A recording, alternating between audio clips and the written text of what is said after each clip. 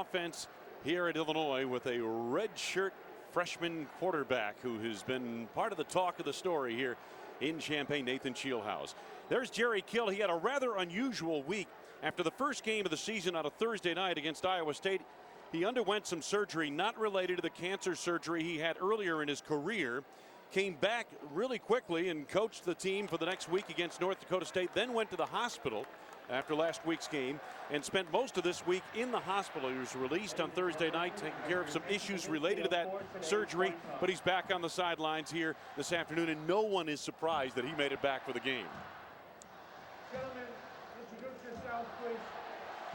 Captain's meeting at the 50-yard line. Dennis Lipsky is the official who is administering the coin toss. We'll hear from him this afternoon.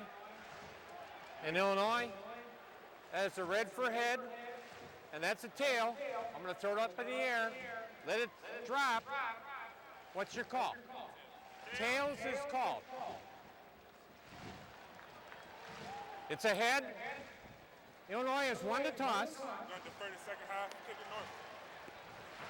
and has elected to defer to the second half. You want the ball? Okay. So Northern Illinois will start with the football. Illinois begins on defense, and let's go back to Coach Ron Zook, who was talking about his new offensive coordinator earlier today. Well, you know what? It's been a lot of fun. And you know what? I really believe I've probably made some suggestions to him that he's kind of thought about as well, because I talked to him about what defensive guys are looking at. But Paul's done a great job. The staff has done a great job. Everybody's on the same page. And I really believe our offense is just ready to, we're very, very close to blowing off. And again, there's the offensive staff led by Coach Petrino in his first season here at Illinois.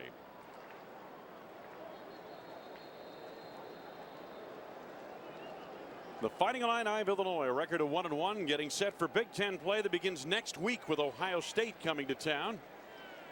Coach Ron Zook led this university to the Rose Bowl a few seasons ago. It was his sixth season. He was the 2007 Liberty Mutual Coach of the Year. Illinois will kick to Northern Illinois to start the proceedings. Today's opening kickoff is brought to you by Hass Avocados. Derek Dimke, who hit a 52-yard field goal in the opener against Illinois, set to kick it away here this afternoon. Great to have you with us.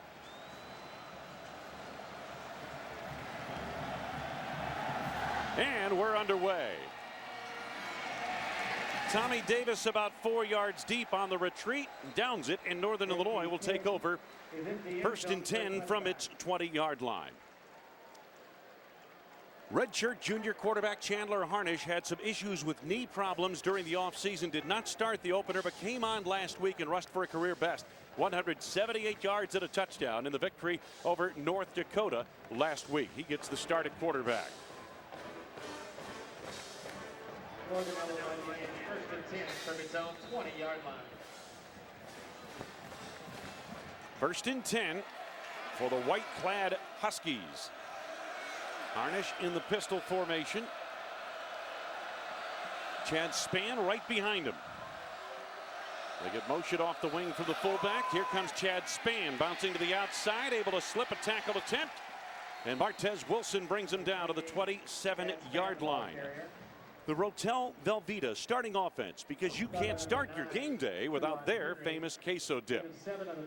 Take a look at it for the NIU Huskies. Trevor Olson is the star. He's an all-conference candidate starting for the third time in his career. And then the skill position people, Chad Spann, who just carried the football. He's the bell cow in the offensive backfield. Second down. Spann again. This time Nate Bussey forced him back inside into the pursuit. And it's a third down upcoming off a loss of 1. Now for the Auto Owners Insurance starting defense for Illinois. Clay Nurse very active at the bandit position on the defensive line.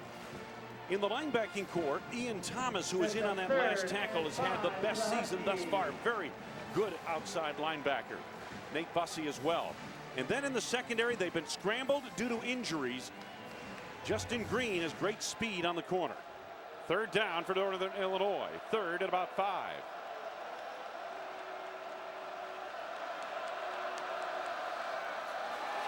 Once again on the ground. Span nowhere to go. Nate Bussey all over it.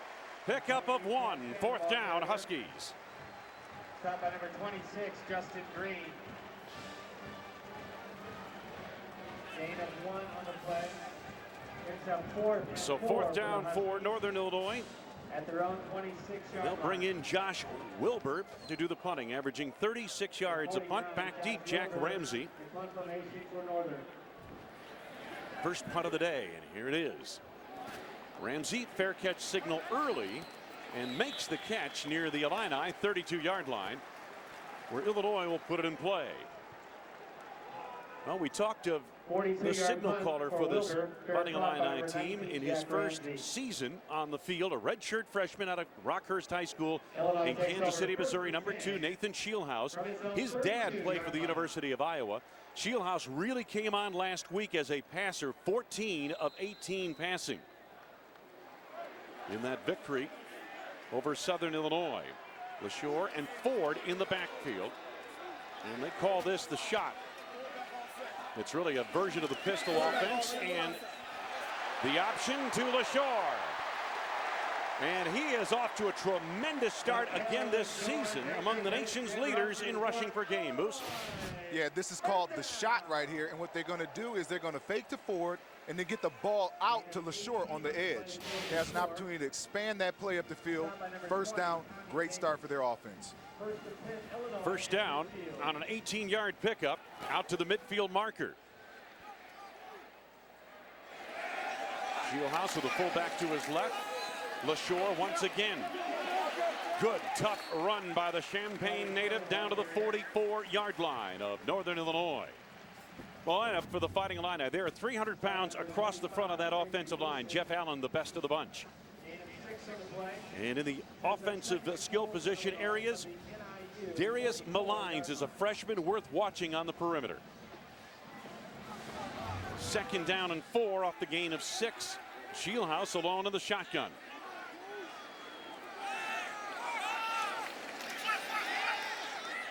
Plenty of time. A.J. Jenkins has been his favorite receiver for a first down. At the 37-yard line of Northern Illinois, the safety Tommy Davis on the stop. Good for Illinois. First down. Illinois changing the tempo a bit here. Moose going no huddle. 1st and 10.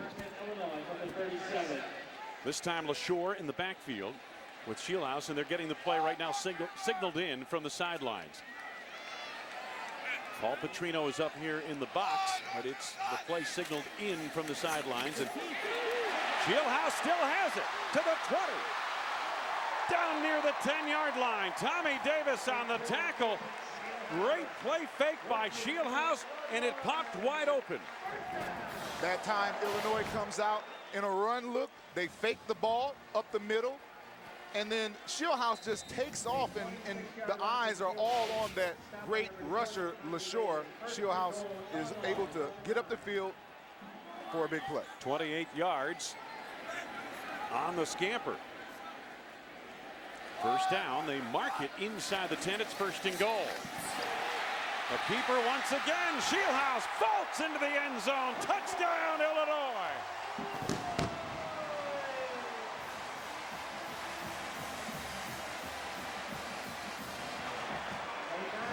Touchdown run from number 2, Nathan Shieldhouse.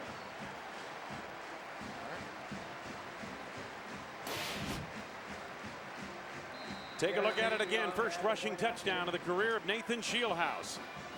Hey, if it's going to work one time, do the same play again. And the extra point by Derek Dimke is good. Impressive start for the Fighting Illini of Illinois on their first possession of the afternoon as they motor to the end zone. And the quarterback, Nathan Shieldhouse, over the top for the touchdown.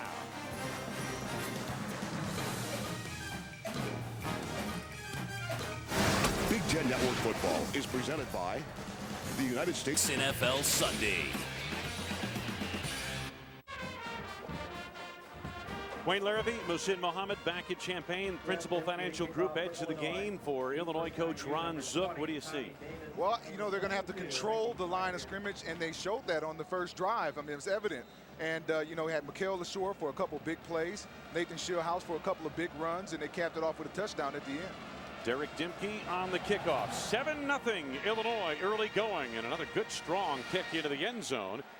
Davis downs it. It'll be 1st and 10 coming out at the 20-yard line for Northern Illinois. Let's go back to the touchdown, Moose. All right, look at Shieldhouse right here.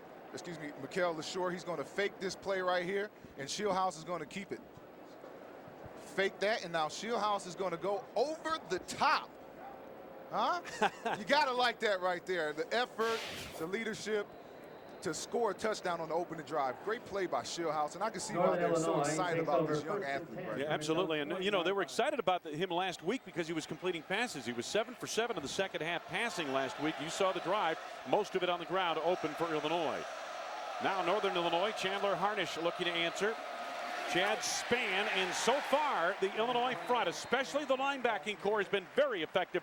Martez Wilson, the junior out of Chicago, who missed 11 games last season due to a neck injury and has been shaking off the rust the first 2 games of the season all over that play. Yeah, I'd like to see him get off to a great start. The coaches say he is one of the freak athletes on this team, and he has the ability to make such great athletic plays, and it's good to see him getting off to a great start. Loss of 2, 2nd and 12. Harnish empties the shotgun. That's Kreider in motion. Harnish looking that way, off the hands of the intended receiver, Nathan Palmer. Make it 3rd down coming up and long for Northern Illinois. If you're looking for another Big Ten Network game, go to BigTenNetwork.com/GameFinder to get the channel numbers for all of today's games. Fighting Illini in the early going had the edge on their rivals from the north. The Northern Illinois Huskies now 3rd down and 12 for Northern Illinois. Offensive coordinator Matt Limegrover, this is exactly what he could not afford to be, is behind the chains with his team. Harnish afforded good protection to start. Over the middle, he's got more, and he has the first down across the 30-yard line. Martell Moore, sophomore from San Antonio, Texas, but it was the protection that allowed that crossing pattern to happen. Moore is just going to sneak underneath the formation right here and catch the ball. He does a great job of getting up the field, and he has that big play and speed potential. Look for him on some post routes. Looked like Illinois was in a zone there, right? Bellamy just let him go to the next zone, right? Yeah, they just let him go, and he just creeps underneath that zone, catches the ball, and gets up the field. That's what you got to do. 1st and 10, 31-yard line. This is Kreider. Spann unable to get much going on the first drive, and they go to Kreider on this one, and he picks up barely a yard. Illinois much improved under Vic Koenig, the defensive coordinator, giving up just 72 yards rushing per contest. Their 17 tackles for loss leads the Big Ten after the first 2 weeks of the season. And there's Vic right there. What a job he's done. The enforcer is what they call him on the staff and the team. He's an impressive guy. 2nd and long for Northern Illinois. Only their 2nd possession of the afternoon. Harnish alone in the shotgun, gets motion and goes that way. Good hit made on the sidelines. That was the youngster Jasmine Hopkins, the junior college transfer. Justin Green with the hit. Let's listen.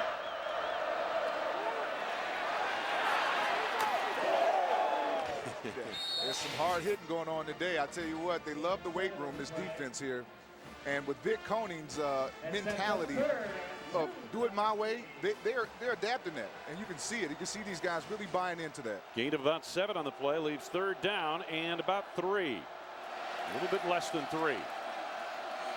Harnish, the keeper, straight ahead, and it pops wide open into Illinois territory to the Illini 42-yard line. Chandler Harnish on the keep. Tavon Wilson made the tackle. The most important part of this play is the fake. Watch the defense, and then look at this hole right here. That's a huge hole, but the fake is the thing that sold it, that gave Harnish the ability to go straight up that hole and pick up big yardage.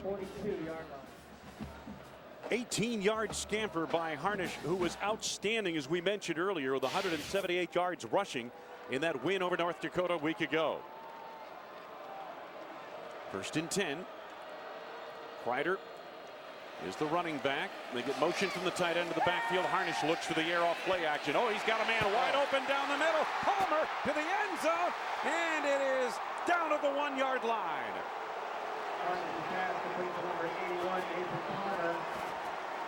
41 yards to the doorstep for the Huskies. Big play right down the middle of the field. The play action sells it with the fake, and the middle of the field is wide open. I don't know if they were in a zone or man on that, but the middle of the field was wide open right there, and Nathan Palmer executes perfectly. And Nate Bussey, he left Nate in his wake, and Bussey hustled back to deny. And here's Kreider reaching inside, just inside the 1, but short of the goal line.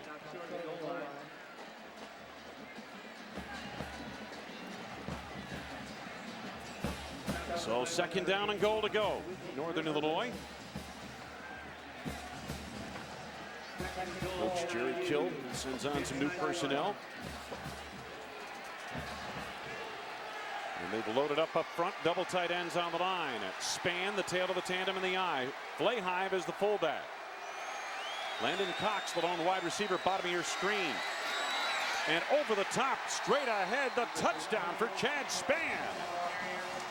Chad Span says, you know what? I can go over the top too. And comes right back at this Illinois defense and goes right up the gut. They bring Flahive in as the lead blocker, and he gets an opportunity to go over the top. Watch the rise over the top in the end zone. Touchdown. Well, this is surprising. Northern Illinois going for 2, and look at this formation. Harnish to the flat and right through the hands of his intended receiver, Jack Marks. The Illini reacted as if it was a live ball. They thought maybe a lateral, and that would be a fumble, but it was not. It's an incomplete pass through the hands of Jack Marks, the tight end. Northern Illinois on this dive into the end zone by Chad Span, back to within 1.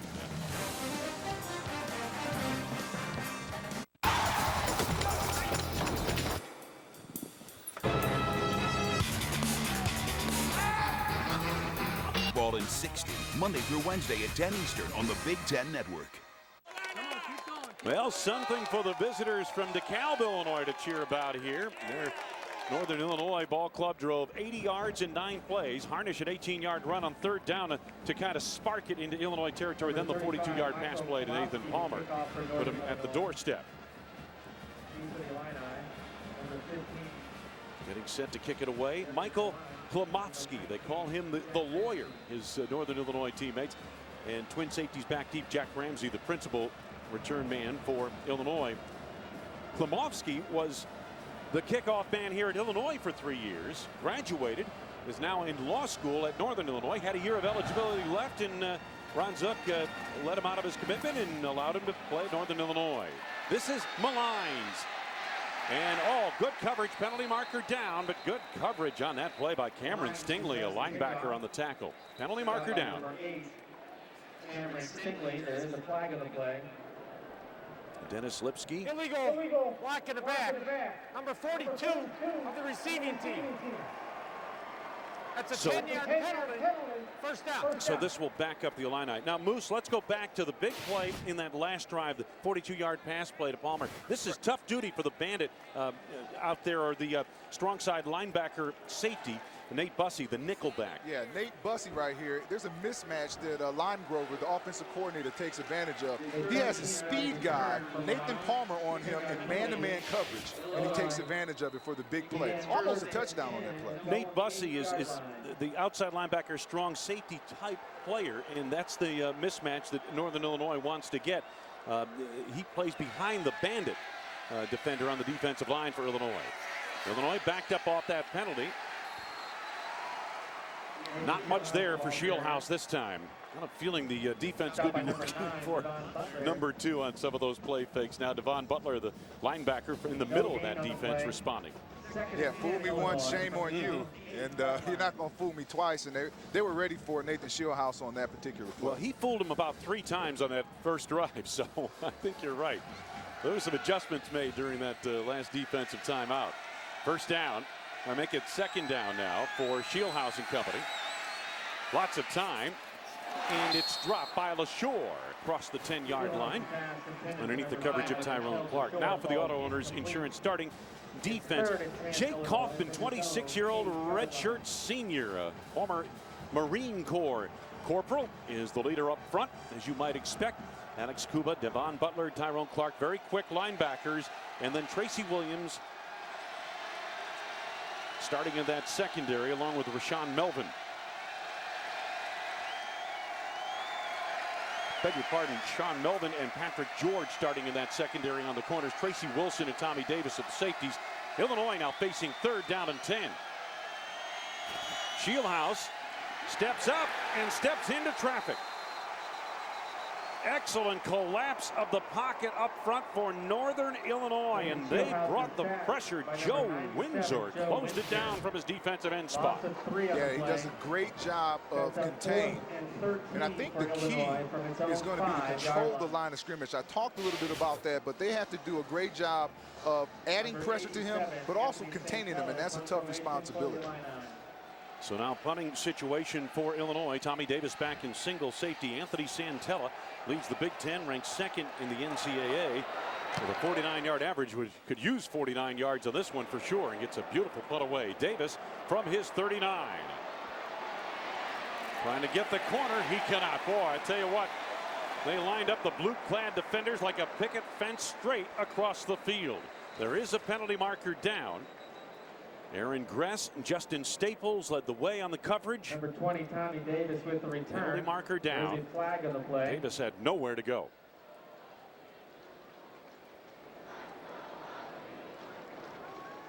Tackle on the play by number Jerry Kill, an 42, unusual week Aaron for him. Gress, As we Illini. mentioned, spent most of the week at Northwestern Hospital in Chicago. During the kick, personal foul, unnecessary roughness, number 72 of the kicking team. That's a 15-yard penalty from the end of the run. First down. Egregious error made by Hugh Thornton.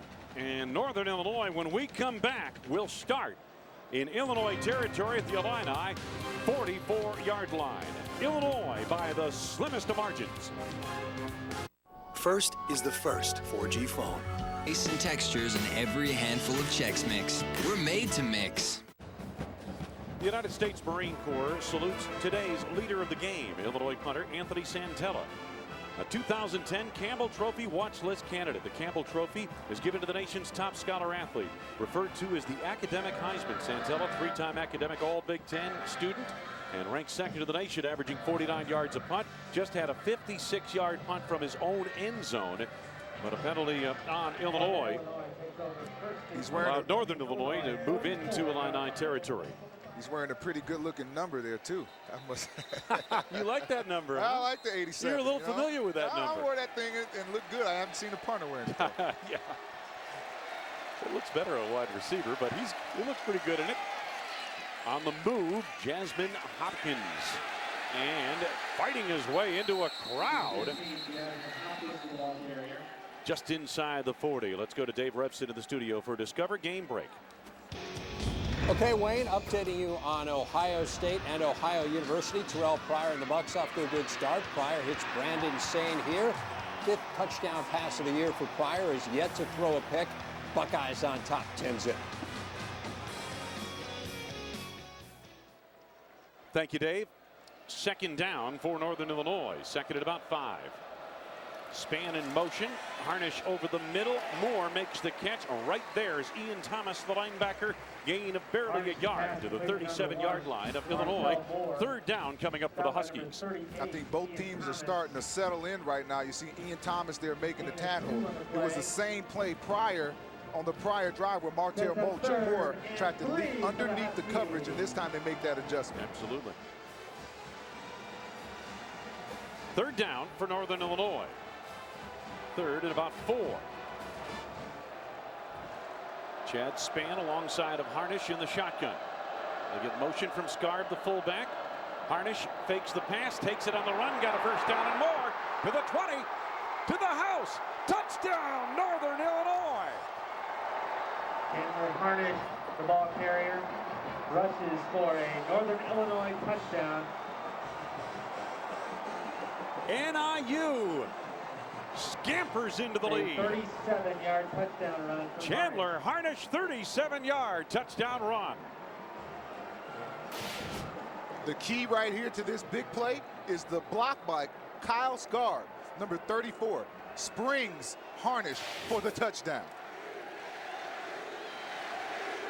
Extra point from Matthew Sims. And it hit the right upright. Well, they missed on a 2-point conversion on their first scoring drive, and they miss on a PAT here, but a penalty marker down. And let's see if he gets a reprieve. Don't think so.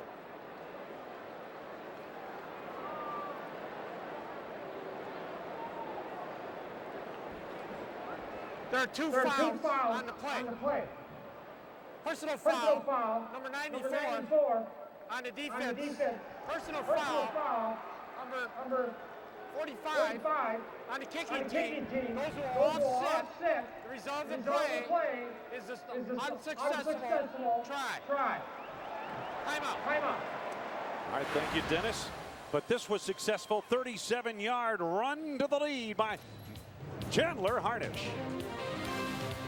We're made to mix. First timers. Wayne Larrabee along with former Michigan State standout Muhsin Muhammad back in Champaign. Quick scoring drive, and Chandler Harnish carried the mail for 37 yards and a touchdown. Yeah, anytime you see a big play that goes for a touchdown, typically there's a key block. This block right here on Trevor Bellamy by Kyle Scarb. He gets in great position right there to spring Chandler Harnish for the touchdown. Harnish went right behind that block. You're right, they got a great seal off of that side. The play fake, Moose, does that do anything to freeze the defense where he came up when he first got the ball, he faked to his right like he was going to throw it? Absolutely. They call that the Statue of Liberty. And that's one of the play fakes that you typically use when you're going to run a quarterback draw. Klimovsky's kickoff. Malines from his 3. Upended by Delagal across the 20, out near the 25-yard line. Well, the Huskies are fired up. There's no doubt about that. 2 touchdown drives on their last 2 possessions. They got the lead here as we head to the later stages of this first quarter. Sets up 1st and 10 Illinois from its own 25-yard line.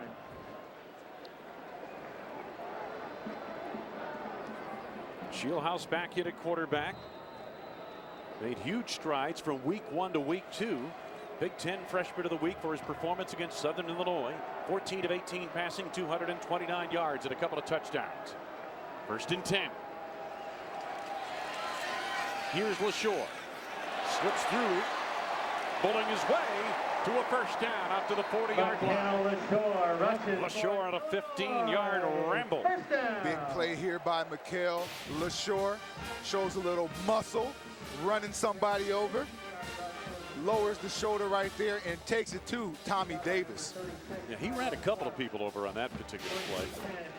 Yeah, I guess somebody else could have took ownership of getting run over right there, but it's just a fabulous run by Mikael LaShore. Attitude. 798 yards rushing since October 23rd of last year. LaShore, again, the workhorse up the middle, a little pile drive move for a gain of 2. Stay tuned. We will have more from Champaign, but let's go to Dave Repsit in the studio for a Discover game break. Thank you, Wayne. Michigan trailing early against UMass, but Michael Shaw puts them on top with a touchdown plunge. 7-3 Wolverines. Denard Robinson has thrown his first interception of the year.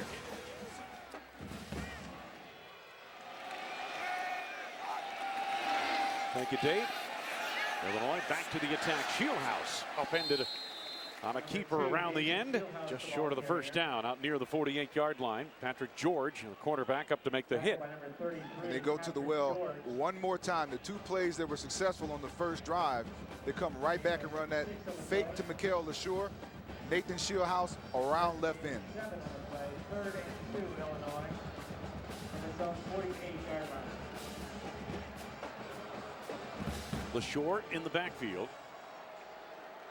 And they've got the fullback as well, Jay Prosh. Good-looking freshman out of Mobile, Alabama. Shieldhouse wanted to go the other way with it.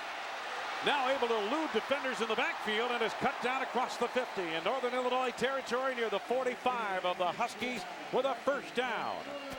Nathan Shieldhouse originally wanted to go to his tight end. I think it was Justin Lattimore. As you see him roll out here, he looks back to the left, and it's not open. So what do? You make something happen with your feet. That's the it factor that I talked about. Nathan Shieldhouse over the top this time. One more time for the first down. Keep the drive moving. 1st and 10 at the 45 of Northern Illinois.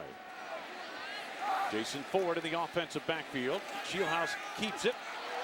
Caught by Butler, and he's got running room cutting it back. Inside the 30. Shieldhouse been a slippery fella out there to get a hold of for the Huskies.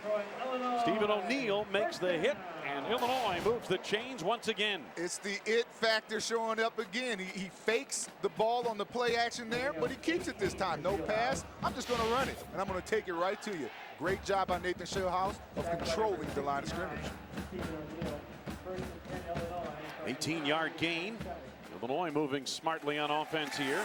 Here's Ford, big hole up the middle. Ford is hit in the hole, however, and down he goes. Nice tackle made by the safety, Tommy Davis.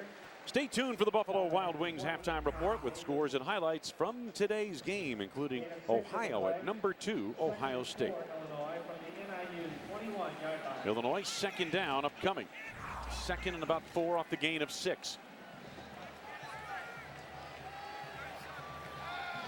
Nathan Shieldhouse, the redshirt freshman at the controls. Ford hit at the line of scrimmage. That was Mike Kraus, a redshirt senior out of Germantown, Wisconsin, who made the hit. Penalty marker down on the near sidelines, however. 58, Mike Kraus on the shot. There is a flag on the play. He is really getting into a groove right now and feeling himself on this drive. When we talk about quarterbacks, Moose, and rhythm, we generally talk about the passing game, but he seems to be in a rhythm in the running game.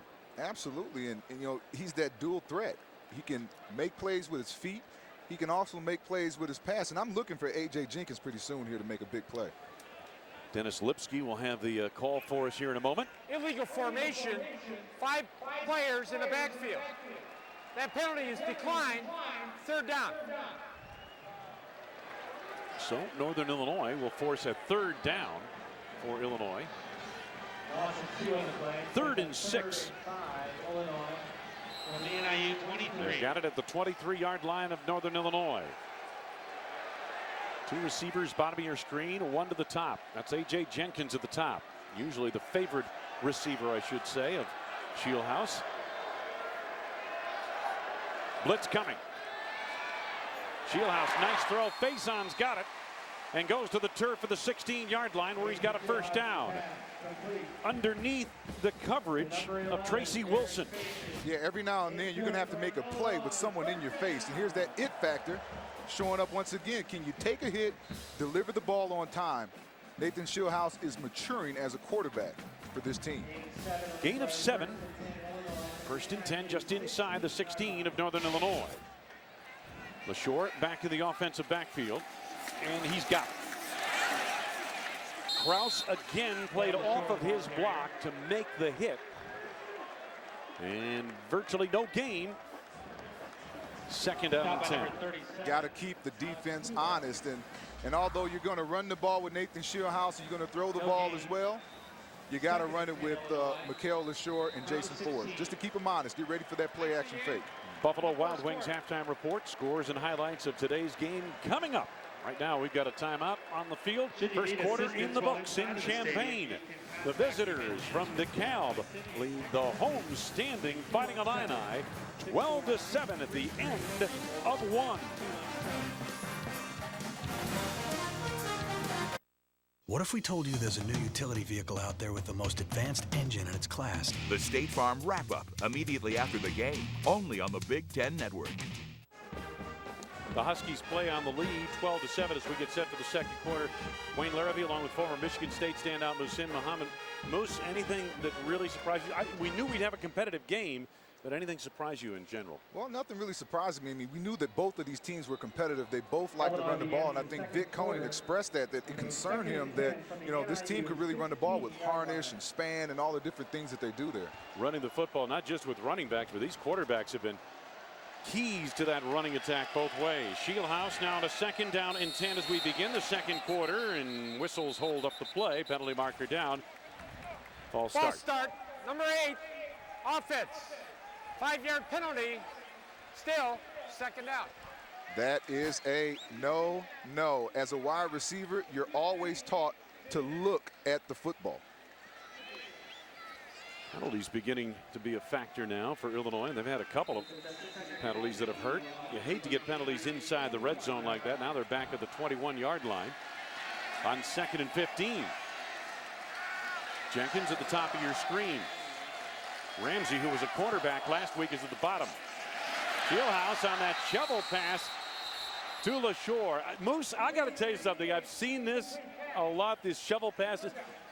It looks like a dangerous play. It's really not, because if the ball is mishandled or it's just dropped by the running back or the receiver, it's a forward pass, not a fumble. But, boy, you throw it into a lot of traffic there, don't you? Yeah, and, you know, that might have been the safest play for Nathan Shieldhouse, is just to get rid of the ball and just throw it at his feet.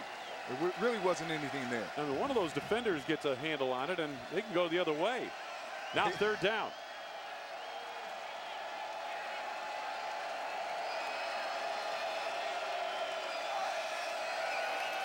Shieldhouse afforded good protection. Now he takes off. Tried to leap for the 1st down and hammered out of bounds. Tommy Davis responding from the secondary. Let's go to Dave Rebsa to the studio for a Discover Game Break.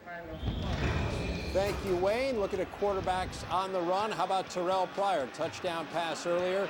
Touchdown run here. The Buckeyes rolling up 17-0 on Ohio University.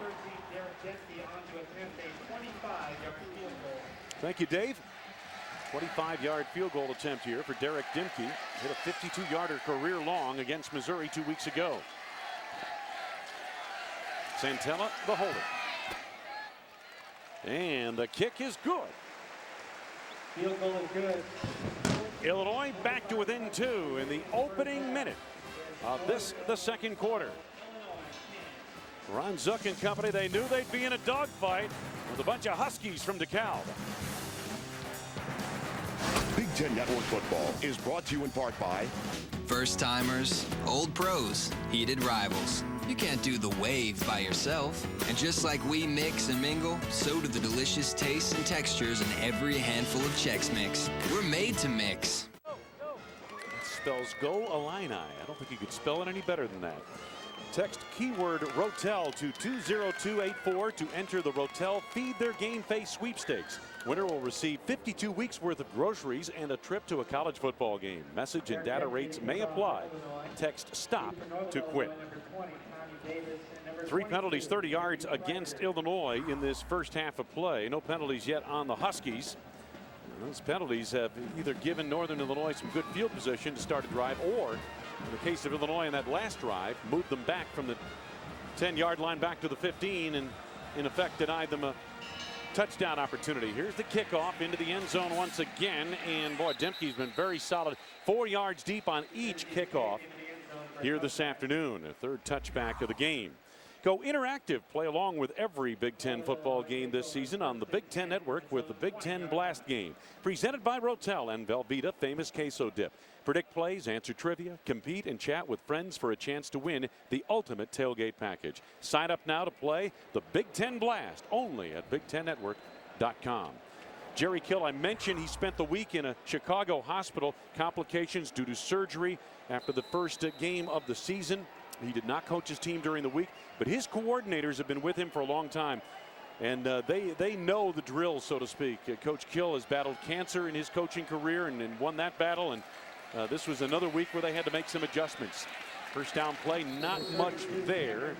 Matt Limegrover has been with Coach Kill for 10 years, and defense coordinator Tracy Claeys for going on his 15th season. So they certainly, I don't imagine anything was missed in the preparation of this football team just because the head coach wasn't there. Yeah, and absolutely. And Coach Kill is a warrior, man. I mean, you don't have to question his dedication to this football team and being the head coach and being the leader. They're the coaches.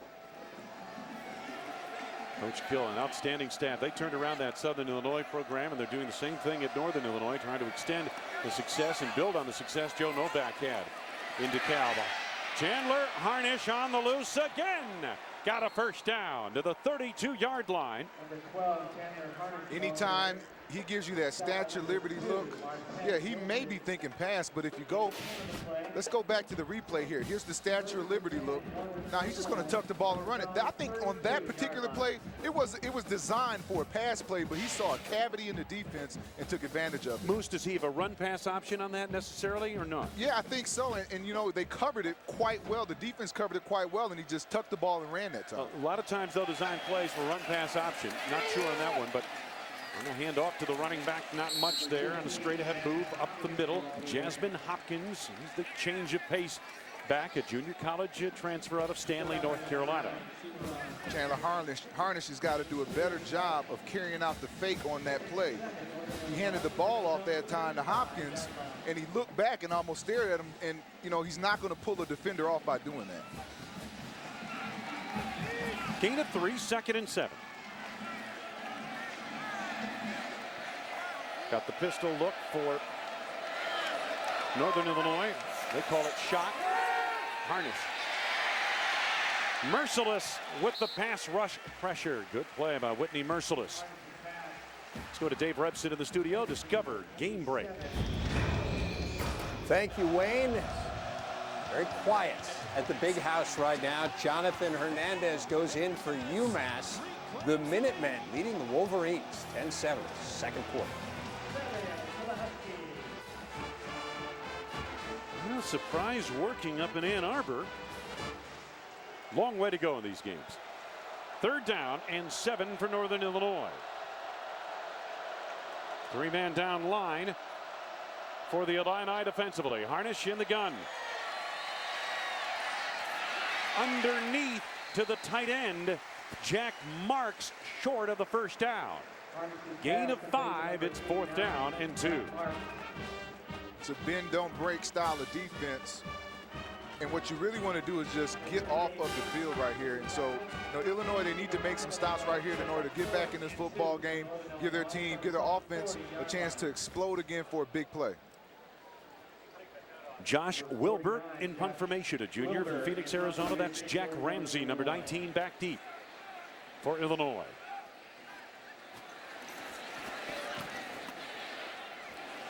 Ramsey retreats, makes a fair catch signal, makes the catch inside the 10-yard line. They mark it at the 9. Illinois starts deep in its own territory, trailing by 2 at home.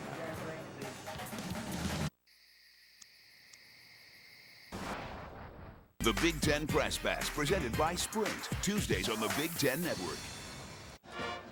Encased in bronze outside the stadium, the most famous of the Illini, Harold Red Grange, the Galloping Ghost, the game's greatest all-time offensive player, member of the Pro and College Halls of Fame. Red's most memorable performance, October 18, 1924. He scored 4 touchdowns in the first 18 minutes against Michigan. The first 18 minutes in the history of Memorial Stadium. The dedication game, he later ran for a 5th and threw a 6-yard touchdown pass. Harold Red Grange. I bet you didn't know his first name was Harold. No, I just call him the Galloping Ghost, man. He's calling him the Ghost. I know Howard Griffith has 8 touchdowns for this Illini team, which is an NCAA record. Yes, he does. Yeah. Against SIU years ago. James in motion. Illinois starting this drive at their 9-yard line. LaShore buried inside. Alan Baxter got over to make the hit. Alan Baxter has a motor that doesn't quit. I watched him play the last couple of weeks, and this guy really can get it done on that front line. And he'll give that offensive line the flux this game, and he'll be a great player for them. Sophomore out of Buffalo Grove, Illinois. Alan Baxter, no gain for the Illini. Shieldhouse 2nd down and 10. That's LaShore in the offensive backfield.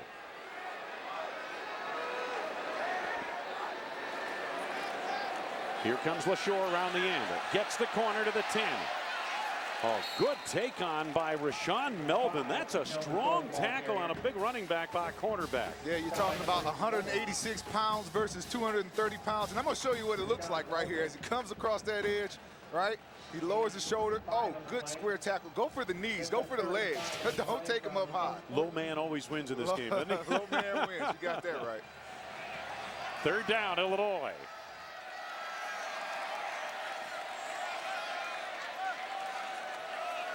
Illini with kind of a muddle huddle. They're calling the play at the line. Shieldhouse going over the top. Jenkins broken up beautifully right in front of the NIU bench. Oh, what a play made by Patrick George. Patrick George is their best cover guy. That's what Clacy, the defensive coordinator, stated. And you can see it right here. I'm going to put my best guy on your best guy. A.J. Jenkins, that leads the team with 147 receiving yards and 2 touchdowns, gets shut down on that play. Patrick George didn't play the first week of the season off an ankle injury during camp. He returned last week, and he looks to be in fine form now. Confirmation time. Santella again just did get this one away. Kind of a line drive kick. Davis fields it. And Davis unable to make the 40-yard line. Brought down just short of the Northern Illinois 40, but good field position for the Huskies to start this next drive. Almost 5 minutes gone by, 2nd quarter, and Northern Illinois leading by 2. Starting today, the Big Ten Network unveils a new series that counts down the top athletes in the conference's rich history. Today we unveil number 20, former Michigan great and Heisman Trophy winner Charles Woodson. Big Ten Icons, hosted by Keith Jackson, premieres today, 4 Eastern, only on the Big Ten Network. Moose, you and I had a chance to see that first show on that particular series, and what an outstanding job they did in putting that together. And Charles Woodson revealed some things, and so did Coach Lloyd Carr, that I think you'll find enjoyable. 1st and 10 for Northern Illinois. This is Hopkins trying to get around the end, but I'll tell you what, the pursuit both sides have been pretty good here this afternoon. Gain of 3 on that play. Corey Legit from the defensive line got over to make the hit. Yeah, the first guy to the ball here is Marcellus, and he does a great job of just delaying him a little bit and let his buddies come and join him for the party. You know, you got to tie him up a little bit, and they do a good job of pursuing and getting to that tackle. There's Vic Koenig, defensive coordinator. 4 years at Clemson. His defense finished in the top 25 at NCAA scoring total and pass efficiency defense each season. They're doing a heck of a job with the ground troops here at Illinois, giving up just 72 yards a game rushing so far. Spann trying to get to the outside. Bussey out in front of that play. Wilson was also there. A late flag thrown. This defense is getting very stingy. Vince Koenig has got these guys inspired. My way or the highway is what he says.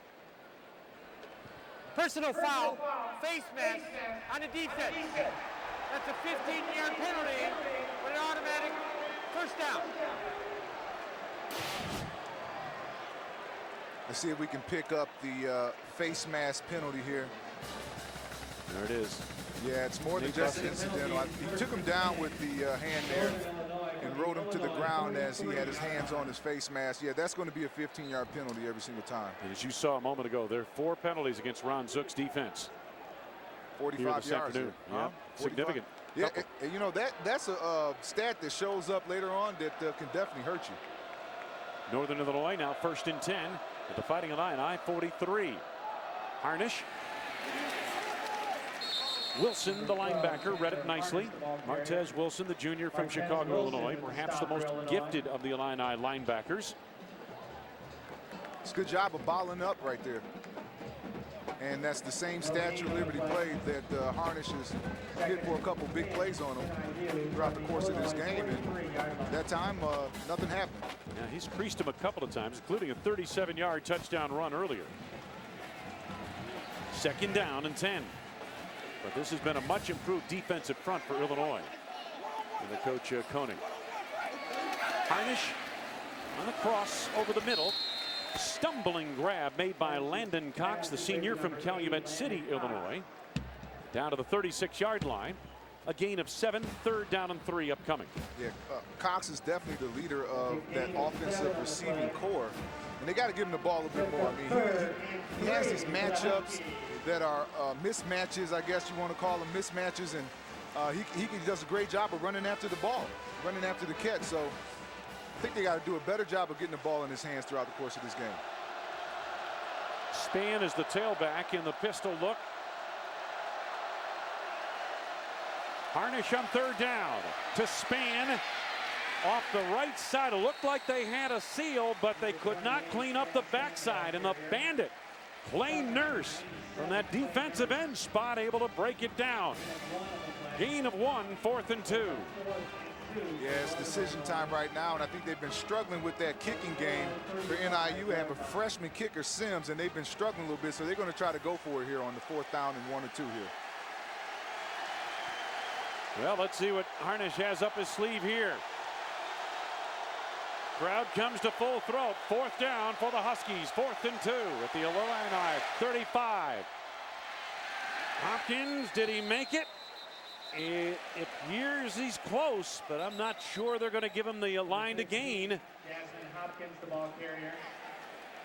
Talked about controlling the line of scrimmage, and the defense for Illinois is doing a great job of doing that right now. It may be close, but I'm not sure if they got this 1st down. They put 2 running backs in the game. I think that's Hopkins that they handed the ball off to. Chad Span is providing the decoy, if you want to speak there. And I'm not sure if he got that 1st down. It's going to be close. Trulon Henry came in from his free safety spot, Moose, and made a key hit early on that run by Hopkins. And let's see if the Illini defense is held on 4th down. They have.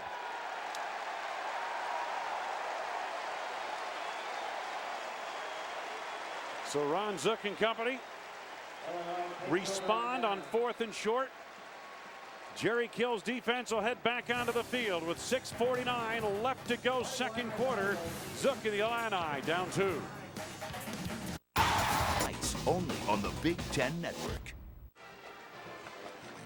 In prime time tonight, the Hoosiers hit the road to battle Western Kentucky. Coverage starts at 5 Eastern in HD on the Big Ten Network.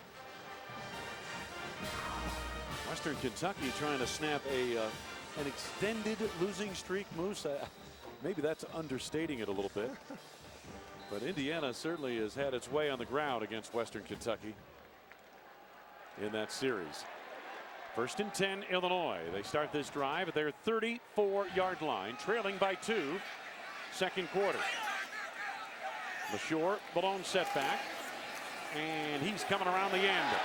Got a good block from Faison and has 1st down yardage across the 45-yard line to the 46 on a gain of 11 yards. Evan Wilson does a great job here of sealing the edge, and as you see him, if we can pause it right there, guys. There you go right there, and he does a great job of sealing that edge and allowing Mikael LaShore to get around the corner for a big gain. And downfield, the wide receiver held his block as well, Jared Faison. Ford in that backfield behind Shieldhouse. On 1st and 10, play action, quick toss. Jenkins makes the first man miss. Alex Kuba brings him down to the 40-yard line. Inside Husky territory. 1st and 10, Illinois, 14-yard pickup. When you get the ball in your hands, what you have to do is catch it and get up the field, breaking tackles right there. A.J. Jenkins is starting to get in his zone a little bit here and get more comfortable. I think he's a little bit upset, Patrick George, on the coverage in the last series. I think he just got the best of him, and he's going to come back and make his presence felt. Ball start, number 73, offense. 5-yard penalty, still 1st down. Hang in there, big fella. Hang in there. Left guard, and that's all it takes. Just a little bit of movement. And they're going to see that, and it just it triggers a whole domino effect here. But you just got to sit in there. It's hard to hold your water that long when you're that big. I'm telling you. Absolutely, absolutely. And then you just sit there like, hey, maybe nobody really saw me. Yeah, really. Tight end motions to the right, and here comes LaShore around that end. And a pickup of a couple of yards on 1st and 15. Paul Petrino likes to dial up the same play over again if he has success on it. And you see that again. They tried to seal the edge again with Evan Wilson. It's your guy, Evan Wilson, yep. He's an athletic guy, too. Big guy. True freshman. 6'6", 240. And comes from Woodstock, Georgia. They really like this kid. He made a big play in the game last week and caught a little bit of flack from his teammates for not scoring on it. You saw Paul Petrino there. He said, one of the reasons he came to Illinois was that Ron Zook's a defensive guy. He's going to get to run his offense here. Shieldhouse trying to shake loose, cannot. Oh, outstanding play made by DJ Perkle to hang on to the elusive quarterback. Yeah, he trips up Shieldhouse a little bit here. He gives a Statue of Liberty look and then gets tripped up a little bit. Can't quite get out of that tackle, and now you're going to get a 3rd down and long situation. Not very good. 3rd and about 14. Football just inside the 45 of Northern Illinois. Shieldhouse calling the play from the backfield. 3 receivers, top of your screen. That's Jenkins on the bottom. Plenty of time. Shieldhouse directing traffic. Incomplete. Oh my goodness. Malines was shoved on the play, and boy, they didn't have to do that. Kyrie Daniels pushed the Illinois receiver. That pass was well overthrown. The officials are conferring. Yeah, I'm going to call that a bailout play because there was nothing there. I mean, it was great coverage. He had great coverage. He didn't even have to touch Malines. We'll see it You again. got to play smart there. You know what? In those situations, Wayne, you got to be smarter. Pass interference. Number 23, defense. That's a 15-yard previous spot with an automatic first down. Moose, let's take a look at it. Good point, because Kyrie Daniels didn't have to push the receiver here. He didn't, and they do a great job of making Nathan Shieldhouse scramble to his left. He likes to scramble to his right. But if you look there, the ball was uncatchable. And Kyrie Daniels, if he lays off right there, the ball sails out of bounds, and now you get the ball on the punt. And now Illinois gets it 1st and 10, 29-yard line of Northern Illinois. First penalty against the Huskies here today. A costly one. Penalty markers all over the play. Jason Ford got back to the line of scrimmage, and that was about it. Jake Kaufman, DJ Perkle, all over that play on the defensive front. Holding, number 66, offense. 10-yard penalty will repeat. First down.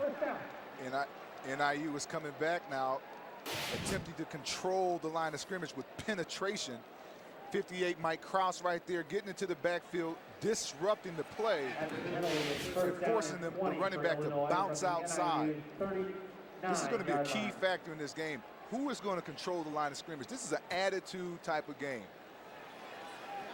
Illinois came in 2 games, committed 11 penalties, 99 yards against them. That's their 5th penalty today, if I'm not mistaken. 1st and long. Shieldhouse to the flat. Ford stiff arms his way past one man, got by Kuba, and then down he goes to the hand of Rashawn Melvin. Muscle. And that's all the coaching staff and his co-workers, his players, they just look at this guy is a weight room guy, just pushes him over, almost knocks 2 guys down like bowling pins there. That's a gain of 11, and now makes it 2nd down and about 9. Shieldhouse with Ford in the backfield. Jenkins at the top of your screen.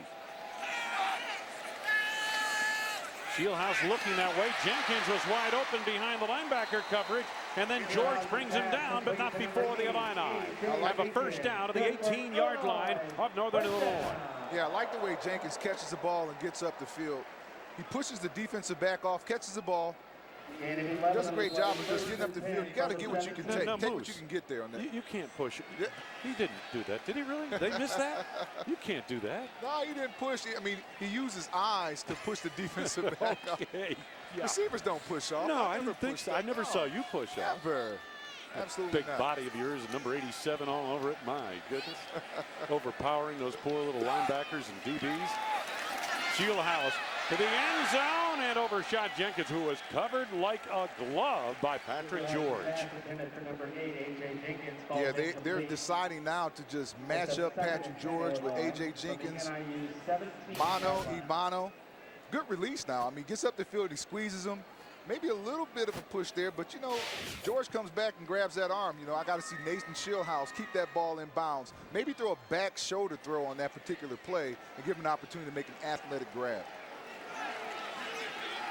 There's the drive. Began on the 34-yard line of Illinois. 7 plays, 49 yards later, 2nd and 10. LaShore able to get to the outside. LaShore tight-roping the sidelines inside the 10. And he's out of bounds at the 8-yard line. Von Butler forced him out. A little shake and bake right there. Out of bounds by number 9, Devon Butler. Mikael LaShore gets outside, gives a little bit of shake and bake, give you a little something and take it away. Almost getting the first down on that play. And they may measure for it here. They're going to, it looks to me on the sidelines, they're going to take a close look at it. Just inside the 8-yard line is where they have it spotted. Mikael LaShore is a junior out of Champaign, went to Centennial High School here in Champaign. And he's had some ups and downs through his collegiate career, but he said this week that, you know, he's matured in his role as he started to come on last year. I mentioned he really finished the season strong since October 23rd of last season into the first 2 games of this year. He's rushed for 798 yards. He's added to it today, obviously. The only player in Big Ten over that period of time in Big Ten play that's rushed for more yards is Wisconsin's John Clay. Yeah, well, Paul Petrino, when I asked him about him, he said Mikael LaShore is the total package, and one of his most valuable attributes is his vision and his hips, his ability to get in the hole, make people miss, and when he's outside, he still has the ability as a big guy to use those hips to make guys miss. So, you know, he's a valuable weapon for this team. As you saw a moment ago, Illinois inches short. They face 3rd down. The football just inside the 8-yard line of Northern Illinois. The Illini trying to grab the lead. And there's what I mentioned just a moment ago. The Illini trying to grab the lead here as we head toward halftime. A little over 2 minutes to go, first half. Just saw a picture of Paul Petrino there, and he says this team has to be a fist. You know, fingers poke at people. But when you ball those fingers up to become a fist, you can knock them out. And right here, they need a knockout punch to get this first down. 2 tight ends, Ford the tailback. Ford to the outside. Breaks a tackle to the end zone. Touchdown! Touchdown!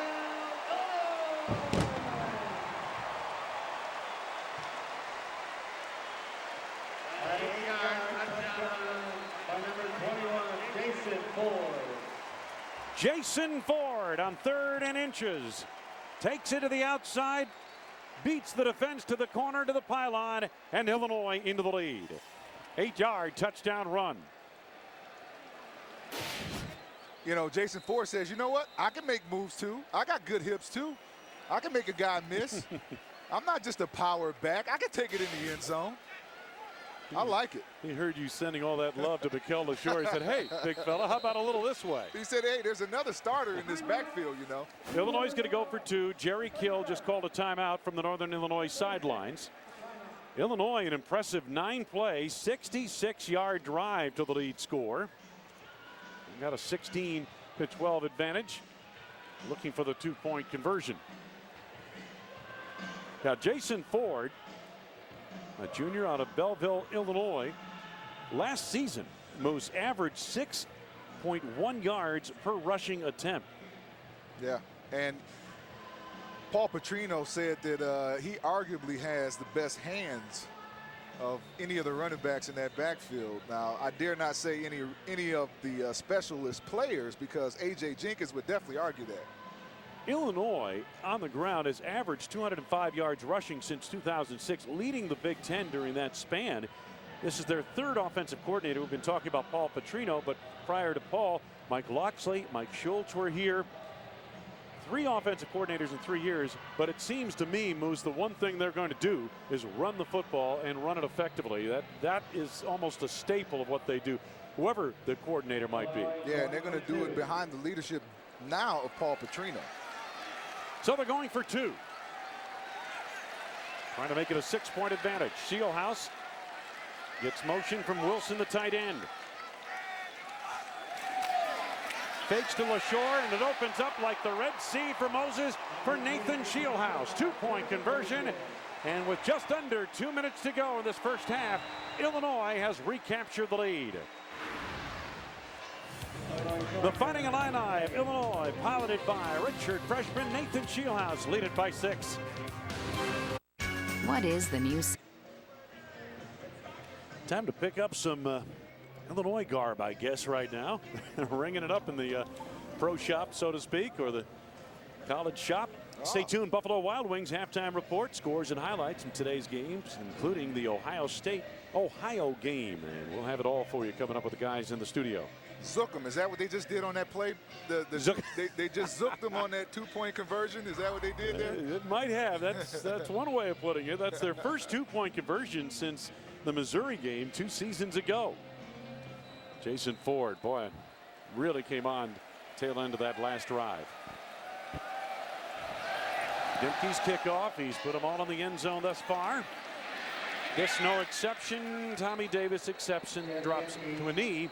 First down for Northern Illinois. From their 20, they have 2 timeouts left. All right, I want to go back to this 2-point conversion because we've seen this play 2 or 3 times during the course of the game where they faking the ball to Mikael LaShore, and Nathan Shieldhouse takes it around the left side. They did it out in the field a couple times. They come back to it on the 2-point conversion. Paul Petrino feels very comfortable calling that play in big play situations.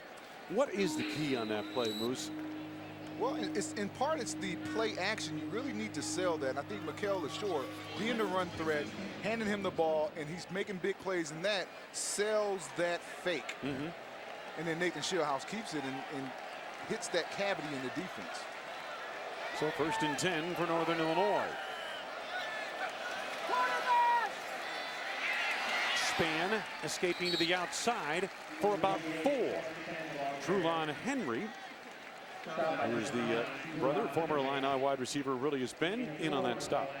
They're doing a great job of bottling up Chad Span so far this game. They're really containing him and keeping him to a low yardage, rushing yardage here. So they got to continue to do that if they want to dictate the pace of this game. You can tell Chad Span was high up on the scouting report for Illinois, no doubt about that. Span again. Boy, they've been very solid, it looks to me, Moose, with the backside contained. That time, Ashante Williams did a nice job of staying home. The sophomore from Mayfield, Ohio, short gain to the 25. It is 3rd and 5. Yeah, you know, if you keep punching and keep punching and keep punching, you know, the running back is eventually going to get tired of trying to run in the teeth of that defense, and that's what they're doing right now. Well, they've tried Span and Hopkins. The most effective runner has been Chandler Harnish. And those quarterback draw plays. Now 3rd and 5.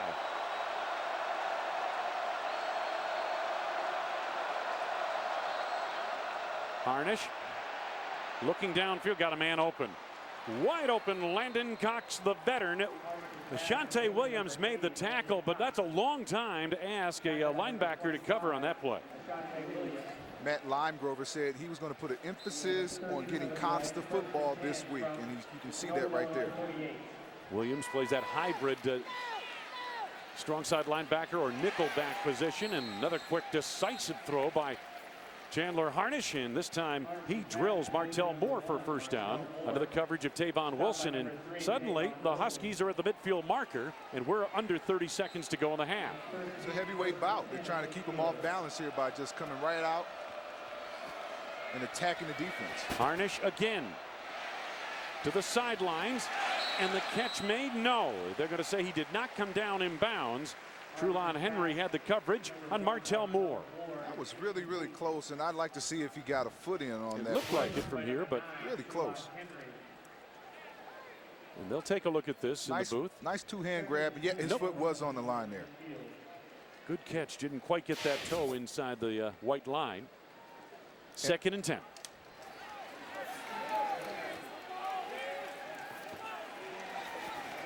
Illinois changing up personnel and flipping from one side to the other defensively. 14 seconds to go in the half. Huskies trying to get into field goal range if they can.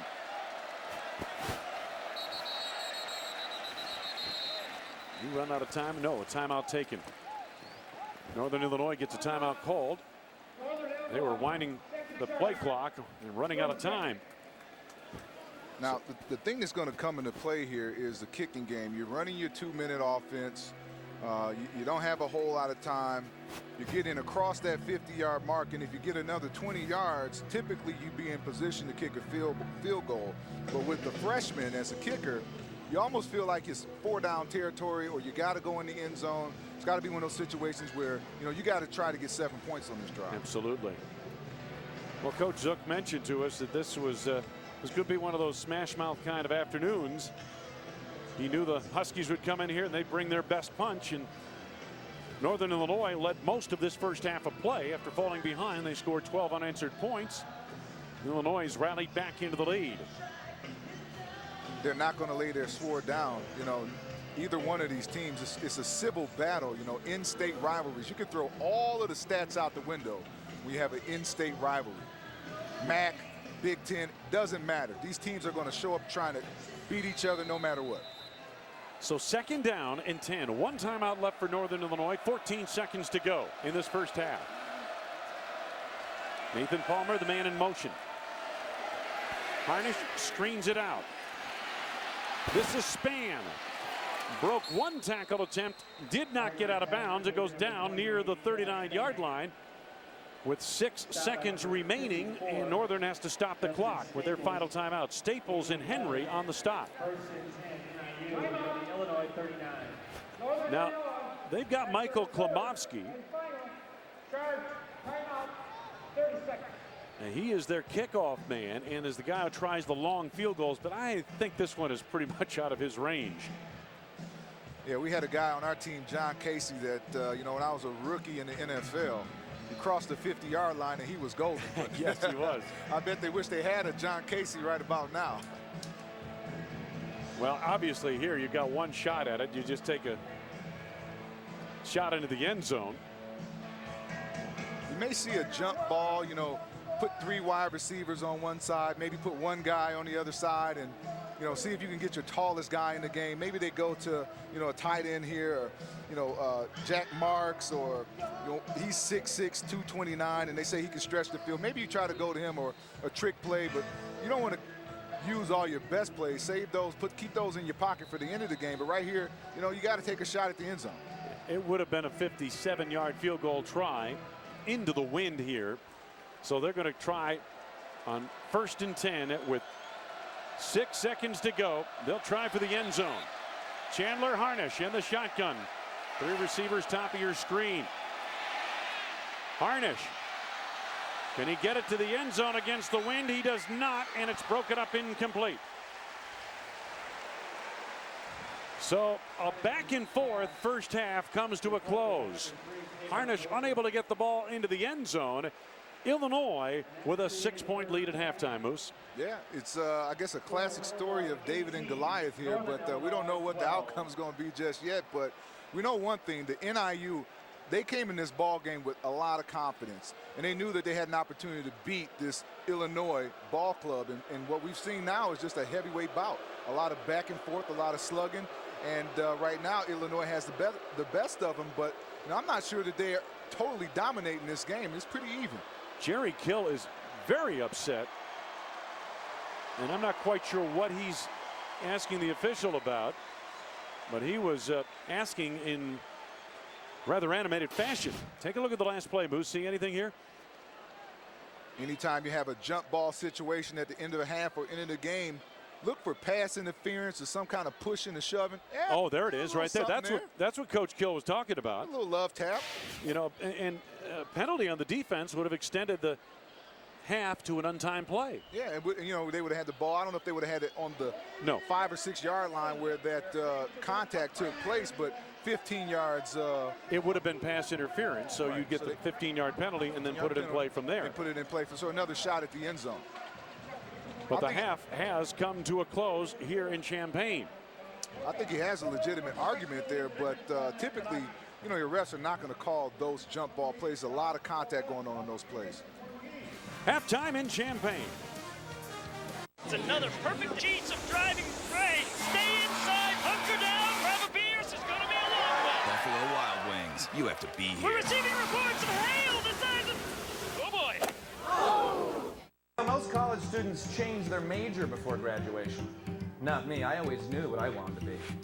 And then I changed majors 8 or 9 times. It's a good thing Illinois has so many options. I wanted to find something to challenge me and stretch my abilities.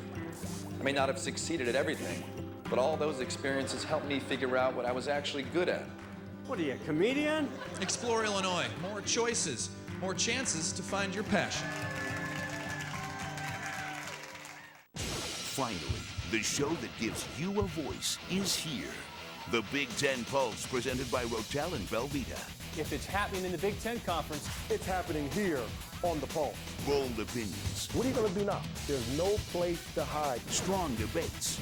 Let him coach this team and let him decide what he's good and done. And your chance to sound off. The Big Ten Pulse, presented by Rotel and Velveeta. Thursday night at 9 Eastern, only on the Big Ten Network. Our goal was to bring something that is going to cure heart defects. We try to give kids a little bit of direction, a little bit of mentoring. Once they get on their path, you know, they just kind of blossom on their own. I love helping people, whether it's in Haiti or Africa or just here in Lafayette. Give Big is a new initiative from the Big Ten Network, recognizing that being part of the Big Ten means giving back to our communities. Check out how Big Ten members are making a difference only on the Big Ten Network. Inside the Big Ten Film Vault lies a link to yesteryear. Now, the Big Ten Network connects you to the classic moments of previous generations. With special programs presented as they originally aired years ago. Bringing you on film what we consider the top football thrills of the past season. I'm Dan Beardorf. Join me as we unlock the treasures of the Big Ten Film Vault, only on the Big Ten Network.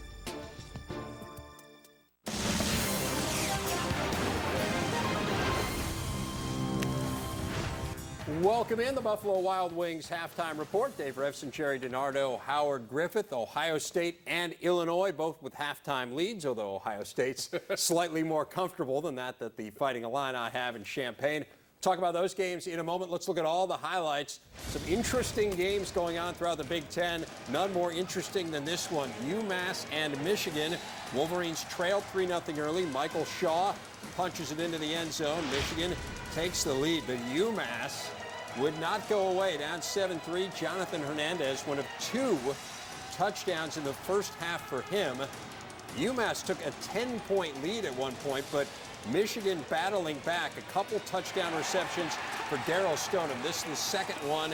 It gives Michigan the lead going into the break at 21-17. Game some of you are watching between Ohio State and Ohio U. 17-0 in favor of the Buckeyes. Terrell Pryor with the touchdown run, 13 yards there. Pryor having a very good first half. He's thrown for 2, run for 1, hits Jake Stoneburner here. And Ohio State cruising up 34-0 at the break. Penn State, Joe Paterno looking for career win number 396, hosting the Golden Flashes of Kent State. Nice pass there from the freshman Rob Bolden to Derek Moy, 55 yards. And from there, the Nittany Lions able to pound it in. Evan Royster with the touchdown run, 14-0 in favor of Penn State. Game some of you are watching between Northern Illinois and the Fighting Illini. Nate Shieldhouse just throwing the body all over the place in this game. Launches himself into the end zone. Shieldhouse's rush for 84 yards in the first half. Chandler Harnish, another dual threat quarterback, and He goes 37 yards for the touchdown. Northern missed a couple extra points, so 12-7 Huskies, but Illinois comes back behind Jason Ford. From 8 yards out, they got the two-point conversion as well. Illini 18-12 at the break. Purdue and Ball State, no Keith Smith out for the year for the Boilers, but look who's stepping up, the true freshman O.J. Ross on the receiving end here from Robert Marv, 36-yard touchdown. Marv's thrown for 106, a little shaken up at the end of the half. Purdue on top 14-0. So the games we're watching, Ohio State, Illinois, what stands out to you? Ohio State, certainly a dominating performance, but I still think there's a concern when your quarterback is taking the snap from underneath the center and he's your leading rusher. It may not give Ohio State problems today against Ohio U. I think the tailbacks have to be more involved in the run game. You look at Illinois' defense, giving up some big plays in Northern Illinois. They're going to have to get that fixed going into the second half, but Nathan Shieldhouse throwing his body all over the place, doing a tremendous job of making plays, but slide, my man. Just slide. That'll come with time. It's youthful enthusiasm. More halftime coming up. I'm the fourth-string quarterback, but due to a pregame meal of all-you-can-eat calamari, now I'm the first-string quarterback. But I'm also a transfer student, so I'm a little lost.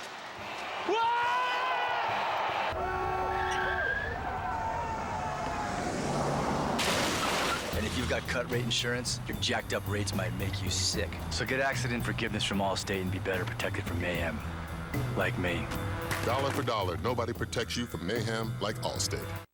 At Polaris, we designed a trail-dominating legend, the Sportsman XP, to lead a new team of smooth-riding trail runners. We made a versatile, powerful, mid-size Ranger, launching a new group of value-minded workhorses. And we made the ultimate hunting vehicle, the Ranger XP, even better, heading up a new team of hard-working hunting machines. From the #1 maker of ATVs and side-by-sides, Polaris, hardest working, smoothest riding.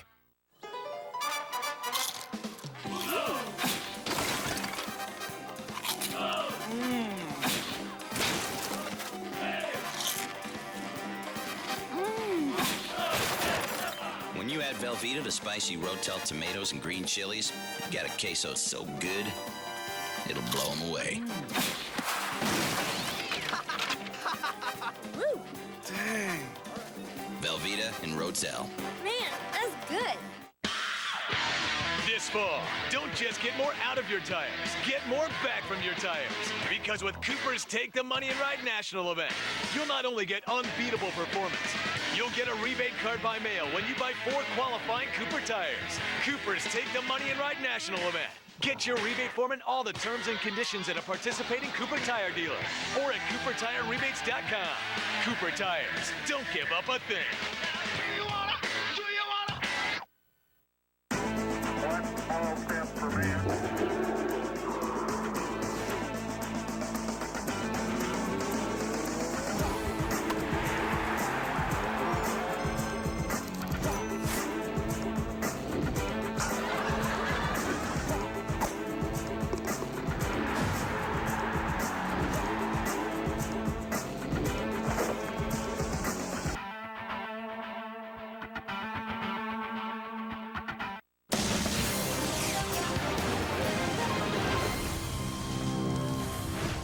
Welcome in the Buffalo Wild Wings halftime report. Dave, Jerry, and Howard with you as we take you through what is a busy day here on the Big Ten Network.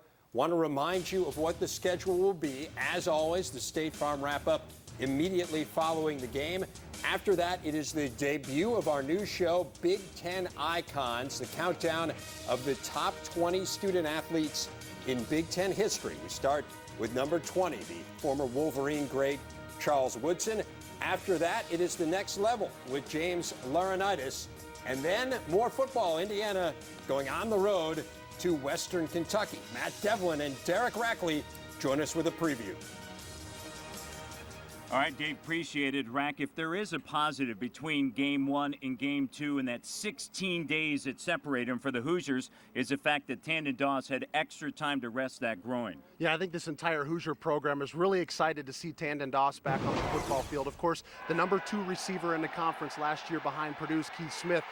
but don't expect him to go out and have a huge day. Remember, they've got a host of receivers that Ben Chappell can distribute the ball through, but I'll be expecting him to come out and get maybe 3, 4, or 5 catches to get himself acclimated back to the game. In game 1, Ben Chappell threw to 6 different Hoosiers, and for Indiana, they're going to be looking to start the season 2-0 for the 7th consecutive season. As we send it back to you, Dave.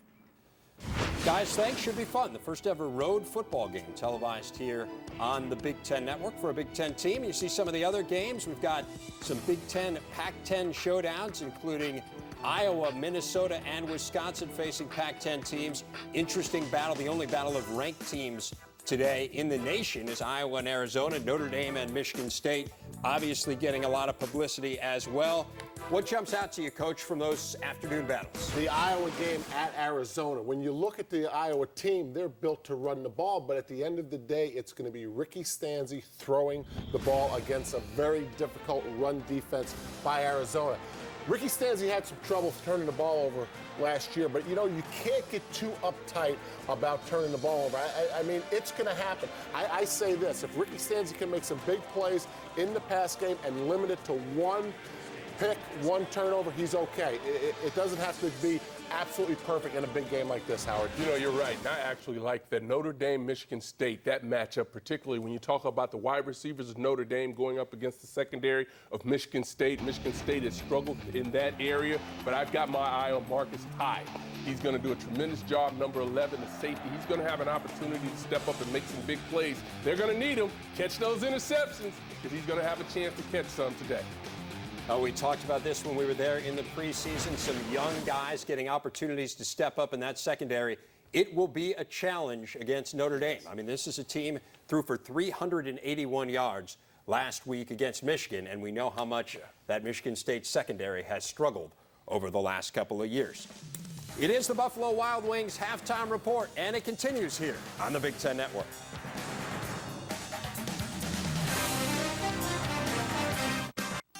Back in 1895, Lyman T. Davis cooked up the first batch of Wolf brand chili, and it's been a favorite of true Texans ever since. Matter of fact, we wonder if that very recipe helped make chili the state dish. Bold, feisty, fixed up with our authentic blend of seasonings, slow-cooked and simmered to perfection. It's enough to make any chili lover weak in the knees. Best part, the most popular chili in Texas is now coming to you. Wolf brand chili. Open up a big old can of Texas. You know, most college students change their major before graduation. Not me. I always knew what I wanted to be. And then I changed majors 8 or 9 times. It's a good thing Illinois has so many options. I wanted to find something that challenged me and stretched my abilities.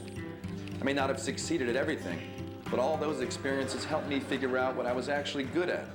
What are you, a comedian? Explore Illinois. More choices, more chances to find your passion. This week on Fox NFL Sunday. It all kicks off with the Ford Drive 1 Fox NFL Sunday pregame. Then, Dallas and Chicago collide as Tony Romo and the Cowboys take on the Bears. Or the Pete Carroll era begins as the Seahawks battle the Broncos. It's another delivery of great NFL action this week on Fox NFL Sunday. He had the talent. He just made plays that other people can't make. He had the passion. You want to establish yourself. You know, you want to go in there and compete. And he had one goal that would not be denied. I could not leave college without ever having played in the Rose Bowl. The countdown to the Big Ten's greatest icons begins with number 20, Charles Woodson. Today, presented by Discover. They thrived competing in the Big Ten and continued their success in the professional ranks every Thursday night. Find out how these former Big Ten stars arrived on the next level. This week, Muhsin Muhammad. We had, good years, we had bad years, but I think the thing it did was it built character. It taught you how to be resilient, taught you how to get knocked down and stand back up. The Next Level, Thursday at 8 Eastern on the Big Ten Network. Halftime in Champaign of Memorial Stadium. Wayne Larrabee along with former Michigan State standout Muhsin Muhammad. Excellent first half as we saw very competitive first half. This is what we expected. We talked about the quarterbacks in the open of the program earlier today, and the quarterbacks have come to the fore. Let's start with Chandler Harnish. Yeah, Chandler Harnish had 178 yards rushing last week, and no drop-off this week. He's off to another great start, and he's making big plays with his feet. He's been consistent in the pass game, but he's truly making a lot of plays running the football. As we expected, at 178 yards rushing the previous week in Northern Illinois' victory over North Dakota. And here's a 37-yard touchdown run by Harnish that got the Huskies going. All right. Nathan Shieldhouse. We knew he was slippery coming in. The Huskies aren't the first dogs that have trouble with him. I mean, let's go back to last week, Southern Illinois. The Salukis had trouble containing Nathan Shieldhouse. Yeah, you know, and when he breaks contain right here, if you look, he can roll out of the pocket and make plays with his feet. Right here, he gets down the field, keeps his eyes up the field, and he's looking. He's got room on the sideline, and he can see the defensive back up the field. Now, the defensive back has his eyes on him, which allows him to jump up, throw the ball to Lattimore for a big play touchdown last week. Now today, different story. He's jumping up over the top of the defense to making plays with his feet and scoring touchdowns. Right there, he's shaking and baking, jumping up over defenders. He has the it factor, and I believe that he'll continue to mature as a leader in this offense. We've got some good running backs in this ball game here this afternoon, but right now the two quarterbacks lead each of their respective schools in rushing. Halftime in Champaign, Illinois comes from behind late to take the halftime lead, 18-12 over Northern. Doc, I just got your email. I'm out for the season? Don't worry about that. I switched to Sprint's $69.99 plan, so I get unlimited emails. What does that mean? It means I'm dropping you for my fantasy team, that's for sure. What does that mean about my knee? Oh, your knee's totally shattered. You see how hard that guy hit you? I don't want to see... Hey, relax. Not costing me any extra. Only Sprint gives you unlimited text, web, and calling to any mobile for just $69.99. Sprint, the Now Network.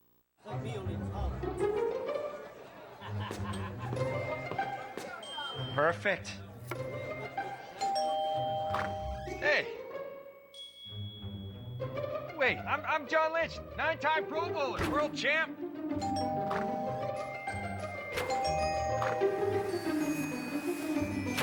What do you bring to a party that has everything? Fresh, creamy Hass avocados. Nothing else will do. Puppies! He had the talent. He just made plays that other people can't make. He had the passion. You want to establish yourself. You know, you want to go in there and compete. And he had one goal that would not be denied. I could not leave college without ever having played in the Rose Bowl. The countdown to the Big Ten's greatest icons begins with number 20, Charles Woodson. Today, presented by Discover.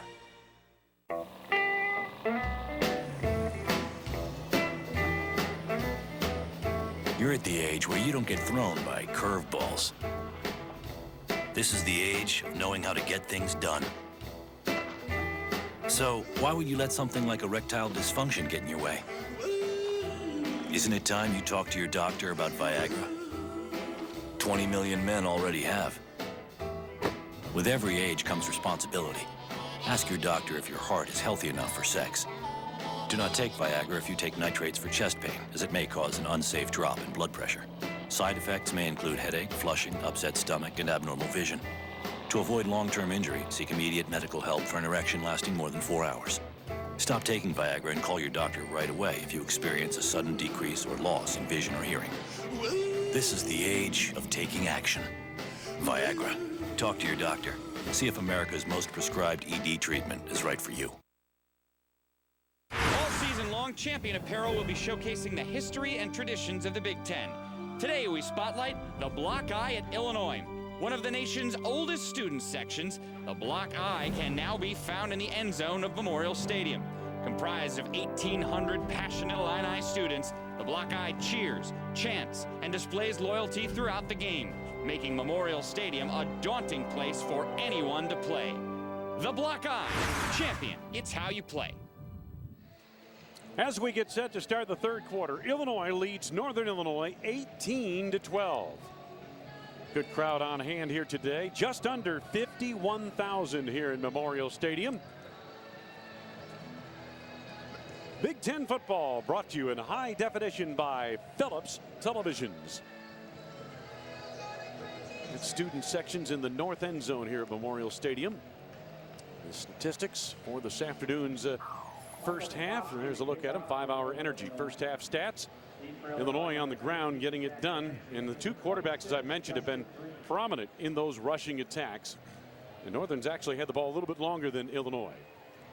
The Illini deferred their decision after they won the opening toss, and they will accept the football to begin the second half. Justin Green and Jack Ramsey will drop back deep. Former Illini Michael Klimowski getting set to kick it away. Great to have you with us. It's overcast now, but just a beautiful afternoon for football in Champaign.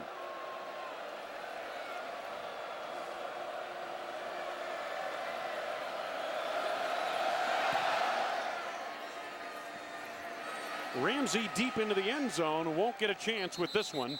And Illinois will start the third quarter on offense, 1st and 10 from the Illini 20. Nathan Shieldhouse in that first half of play. 9 rushes, 78 yards, and a touchdown. 5 of 9 passing, 50 yards. He was sacked once. The one stat that is definitely going to show up for this Illini football club if they don't get control of it is the penalties. They had 6 penalties for 60 yards in that first half. Good point, Moose. And some of those penalties, a couple of them were 15-yarders. 1st and 10. That's LaShore, the lone back. The pitch, LaShore. Got a nice seal from Jeff Allen. And LaShore able to get to the outside, but not for much. Jake Kaufman played off the block on the defensive line and made the stop. He's the corporal of the United States Marine Corps. He had retired after last season, but still had a year of eligibility to go, and he was thinking about moving on in life, and he lives just across the street from the football stadium in DeKalb, and he kind of got the itch again this spring and decided to come back this summer, and they were happy to have him, obviously. He spent 2 tours of duty in Iraq. Absolutely, and I think he smelled the popcorn on Saturday morning. He heard the crowd roar, and he said, you know what, I'm ready to get back in this thing. And that was just the spring game. Yeah. Tracy Wilson shaken up, as you see, taken to the sidelines. He's the starting strong safety for Northern Illinois.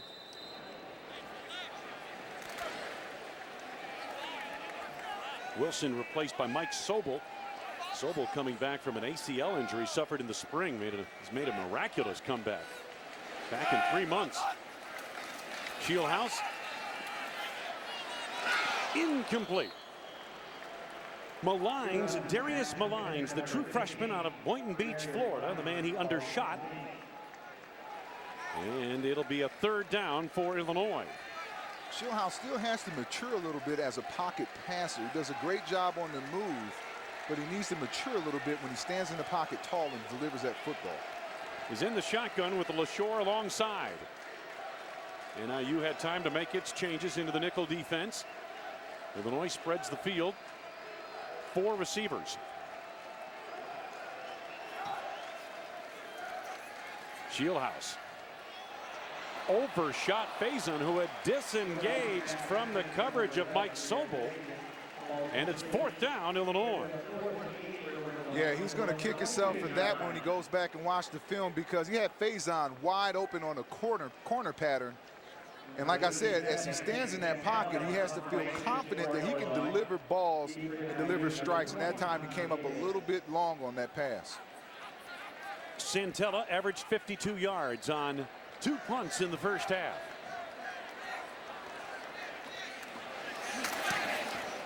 Out of a line drive kick here. Tommy Davis makes the play on it. And he is down immediately by Aaron Gress. 1st and 10 for the Huskies. Their first opportunity in the 3rd quarter offensively when we come back.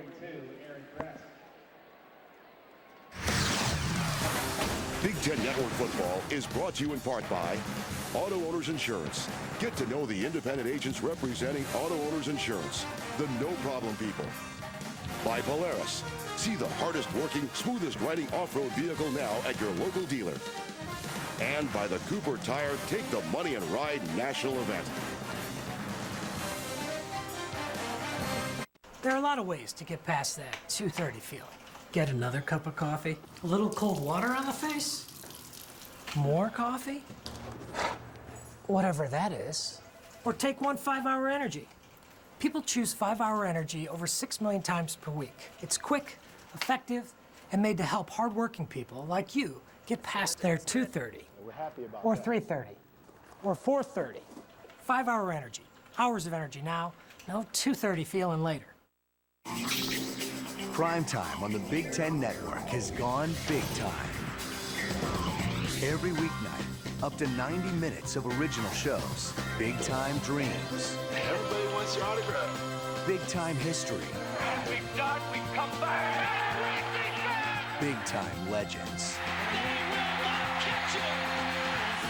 Saturday's game time, but prime time is big time.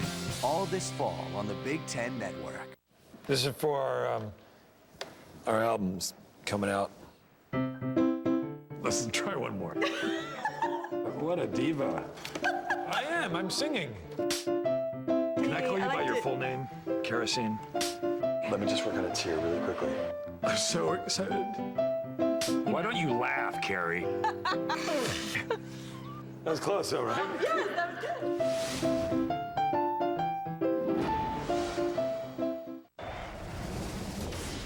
Next Saturday, it's a huge slate of Big Ten football action. John Clay leads Wisconsin against Austin Peay. The Hawkeyes battle Ball State. Michigan State clashes with Northern Colorado. Or you'll see other great regional action. Touchdown! Next Saturday in HD, presented by the United States Marine Corps. Only on the Big Ten Network.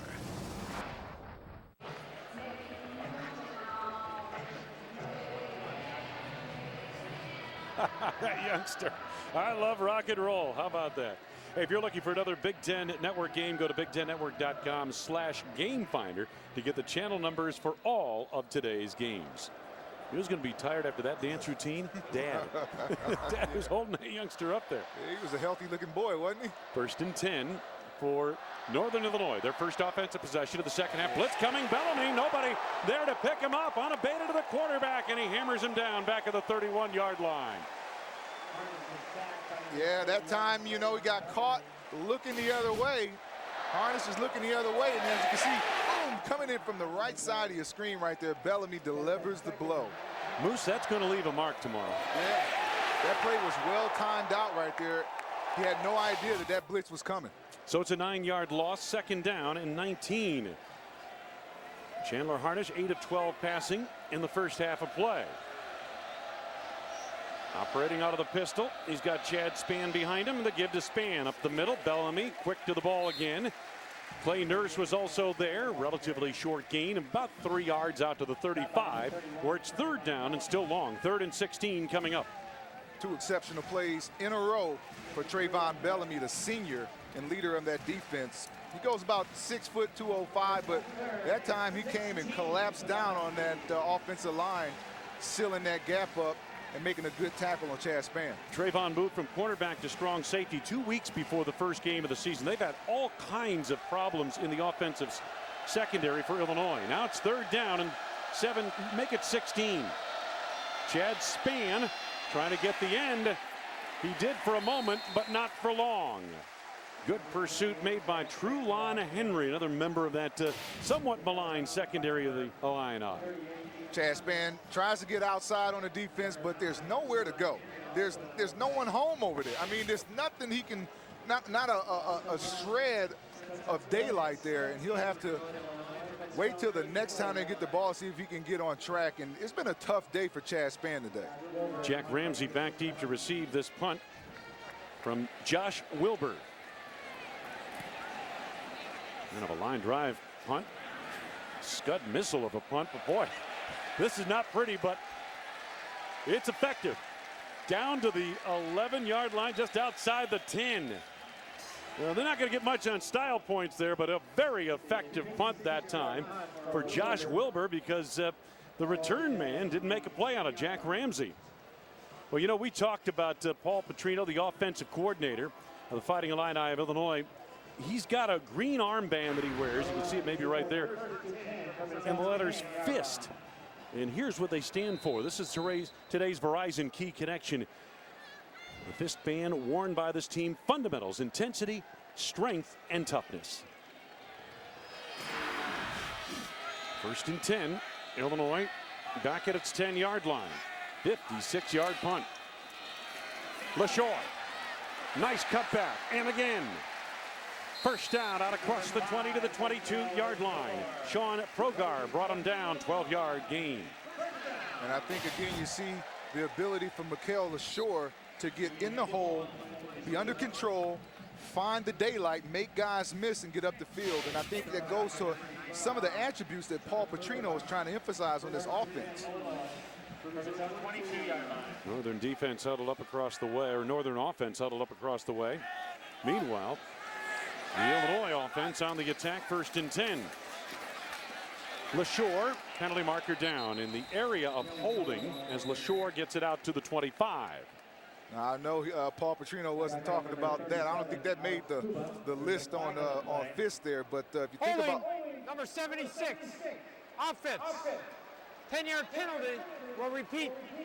1st down. Yeah, if you think about fundamentals, intensity, strength, and toughness, you know, this doesn't show up on one of these holding penalties, but the color, green, is staying in the green, and Paul Petrino talked a lot about staying on the positive side of run downs, and right now they're definitely 1 and 15. They're negative right now. 1st and 20. Yeah, they're not in the green zone now, at least not yet.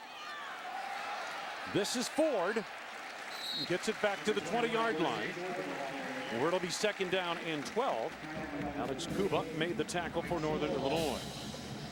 Yeah, the penalties today against Illinois have really at times stunted drives, Moose. You know, they've had a penalty or two in the red zone. They've had a penalty on a punt return that put Northern, instead of starting back in Husky territory, they start in the Illini zone. It's been one of those days that Illinois has had to overcome a lot to get their 6-point lead. A lot of their own mistakes. Shieldhouse. And he's not going very far at all. Nabal Jefferson made the hit initially, and then he had some help from his friends. That's going to put this team once again in a 3rd and long situation. I think when you analyze this play, you see that Nathan Shieldhouse, he's not really comfortable yet throwing the ball out of the pocket. He's got to be able to stand in there, see over his offensive line. That's a big offensive line. He's got to be able to stand in there and find his receiver and deliver a strike. Illinois 3 of 7 on 3rd down conversions, facing, as you said, 3rd and long. 3rd down at 14 yards to go. Football just short of the 19-yard line of Illinois. Shieldhouse gets it away to Faison. He has to make a play, but cannot. Good short tackle by Rashawn Melvin, who's really come on and played well. A former walk-on out of Waukegan, Illinois. Alan Baxter chased the quarterback, kind of flushed him a bit. It is 4th down. That time, the NIU defense, led by their defensive coordinator, Clays, does a great job here of taking away the deep routes, putting pressure on the quarterback, and making him throw short. Yeah, Tracy Clays does a great job with that defense for Northern Illinois. Santella, another punt. And a fair catch signal made. Tommy Davis secures the ball, 38-yard line, Husky territory. 3rd quarter, still the Illini by 6. I'm the 4th string quarterback, but due to a pregame meal of all-you-can-eat calamari, now I'm the 1st string quarterback. But I'm also a transfer student, so I'm a little lost.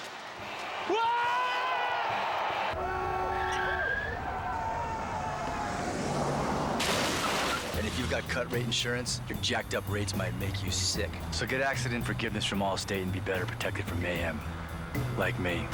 Dollar for dollar, nobody protects you from mayhem like Allstate. Today, Ben Chappell leads the explosive Indiana offense into a showdown with Western Kentucky. Touchdown! Today in HD, only on the Big Ten Network. Finally, the show that gives you a voice is here. The Big Ten Pulse, presented by Rotel and Velveeta. If it's happening in the Big Ten Conference, it's happening here on the Pulse. Bold opinions. What are you going to do now? There's no place to hide. Strong debates. Let him coach this team and let him decide when he's good and done. And your chance to sound off. The Big Ten Pulse, presented by Rotel and Velveeta. Thursday night at 9 Eastern, only on the Big Ten Network.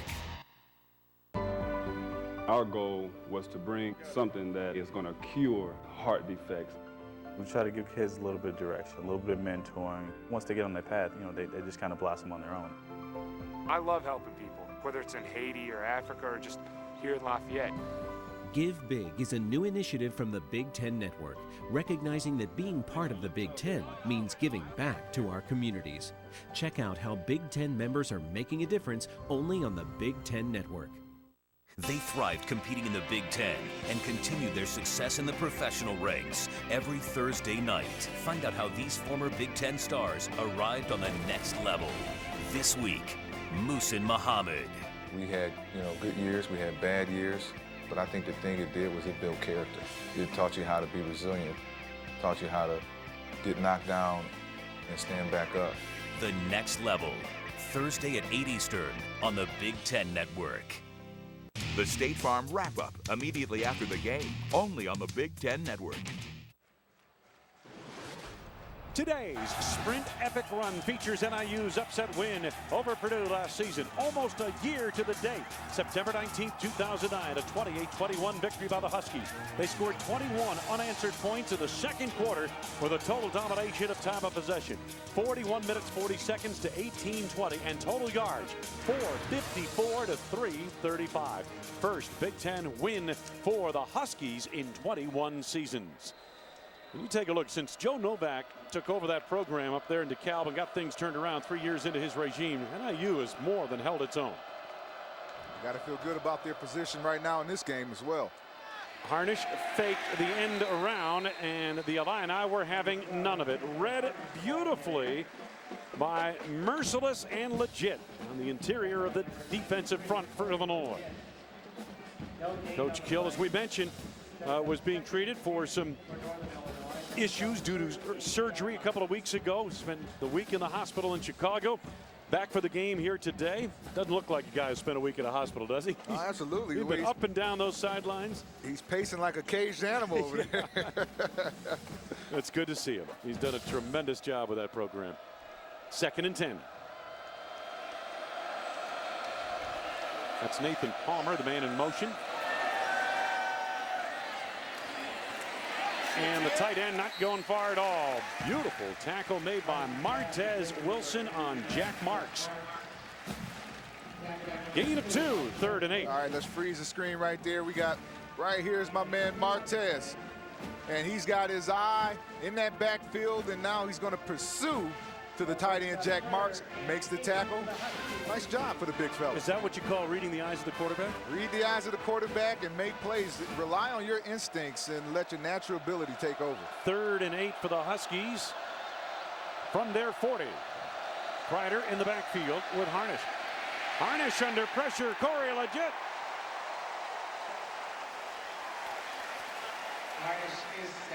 The Illini defense makes a stand. 2nd sack of this second half. I think they know Harnish wants to run the ball now. He's going to look up the field, and if nothing is there, he's going to take off. And it's important for that defensive line not to over-pursue, keep contained. Out in punt formation, Wilbur for Northern Illinois. Ramsey back deep for Illinois. Oh, he brought rain with this one. Ramsey over the shoulder catch. Steps out of bounds in the vicinity of the 11-yard line. What a punt by Josh Wilbur. Looks like a cramp. I think Ramsey caught a cramp of some sort as he went back to catch that punt. And he's beautiful catch over the shoulder. Looks like a wide receiver. He went from defensive back to wide receiver. And yeah, there it is. He cramped up. Otherwise, I don't think he steps out of bounds there. But I think he may have caught a cramp in that calf muscle. It appears to be the case. He's coming to the near sidelines. Football fans, you can create your own football highlight reels each week with the Big Ten Football Mashup presented by Buffalo Wild Wings. Go to mashup.big10network.com right now to compile your favorite plays and share them with your friends. Illinois will start again deep in their own territory, Moose. At 1st and 10 at the 11-yard line. This certainly affects what you can call offensively, doesn't it? Usually have major impact. Field position. They get motion from the tight end, Evan Wilson. He's a good one. LaShore behind that motion. Malines held his block on the flank of that play at wide receiver, and LaShore has got a first down to the 26-yard line of Illinois on a 15-yard gain. That play was started by number 89, Evan Wilson, that went in motion and sealed the line of scrimmage. And now Mikael Shore has an opportunity to get up the field and get behind the great block of Darius Melinas. 1st and 10 football just across the 26-yard line of Illinois. The Illini lead by 6. We're under 7 minutes to go in this third quarter. LaShore in the tail of the tandem in what they call the shot. It's more like a pistol offense. There's the pitch, LaShore into the open field. One-on-one, and a beautiful play made by Rashawn Melvin once again. The redshirt sophomore out of Waukegan. I tell you what, he's played tough against the run for a cornerback. Yeah, he's had to look at some big 230-pound running backs today, and on this particular play, he comes up and makes an outstanding tackle. Notice where he's attacking those big running backs from the knees down. He's just grabbing those legs and wrapping them up and assuring the tackle. Jason Ford in the backfield, 2nd down. Shieldhouse still has it. And the linebacker in the middle of that defense, Devon Butler, made the hit. Paul Petrino is doing a good job of mixing up running plays here, getting them in 3rd down in manageable situations. In the 1st down, they had a couple of 3rd and long situations and could not convert. These situations, a lot easier. LaShore, who's in the offensive backfield, has gone over 100 yards each of the first 3 games of the season. 100 yards rushing, 3rd down and short. Why not LaShore? And he nearly escaped. Got the first down nonetheless, and Butler again makes the tackle in the middle of the defense for the Huskies. Butler was holding on for dear life right there. Goodness. LaShore does a great job of dragging him for the first down. Got an injured Illini down on the field. 3-yard run for LaShore. One of the linemen is down. Number 9, Devon Butler with his stop. Hugh Thornton's down. Started the final 7 games of last year as a true freshman. He's a sophomore. You play that much that early in your career, and they're pretty high on you. So we've got a timeout. 5:41 left to go here in the 3rd. Illinois on top. Watch Big Ten games at home or watch them on the go with Verizon. Live college games, including Big Ten Network broadcast streaming right to your VCast phone. Only from Verizon.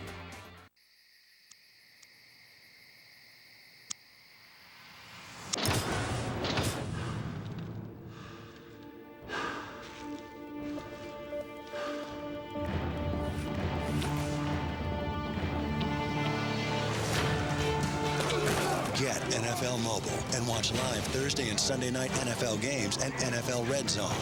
Now everything football is everywhere. Only with Verizon. Rule the air. You don't really think about stability until you don't have it. Auto Owners Insurance has been safe, sound, and secure for over 90 years. That's stability you can count on. Contact your independent Auto Owners Insurance agent today. Ranked highest in customer satisfaction with the Auto Insurance Claims Experience 2 years in a row by J.D. Power and Associates. Auto Owners Insurance. The no problem people. New shoes?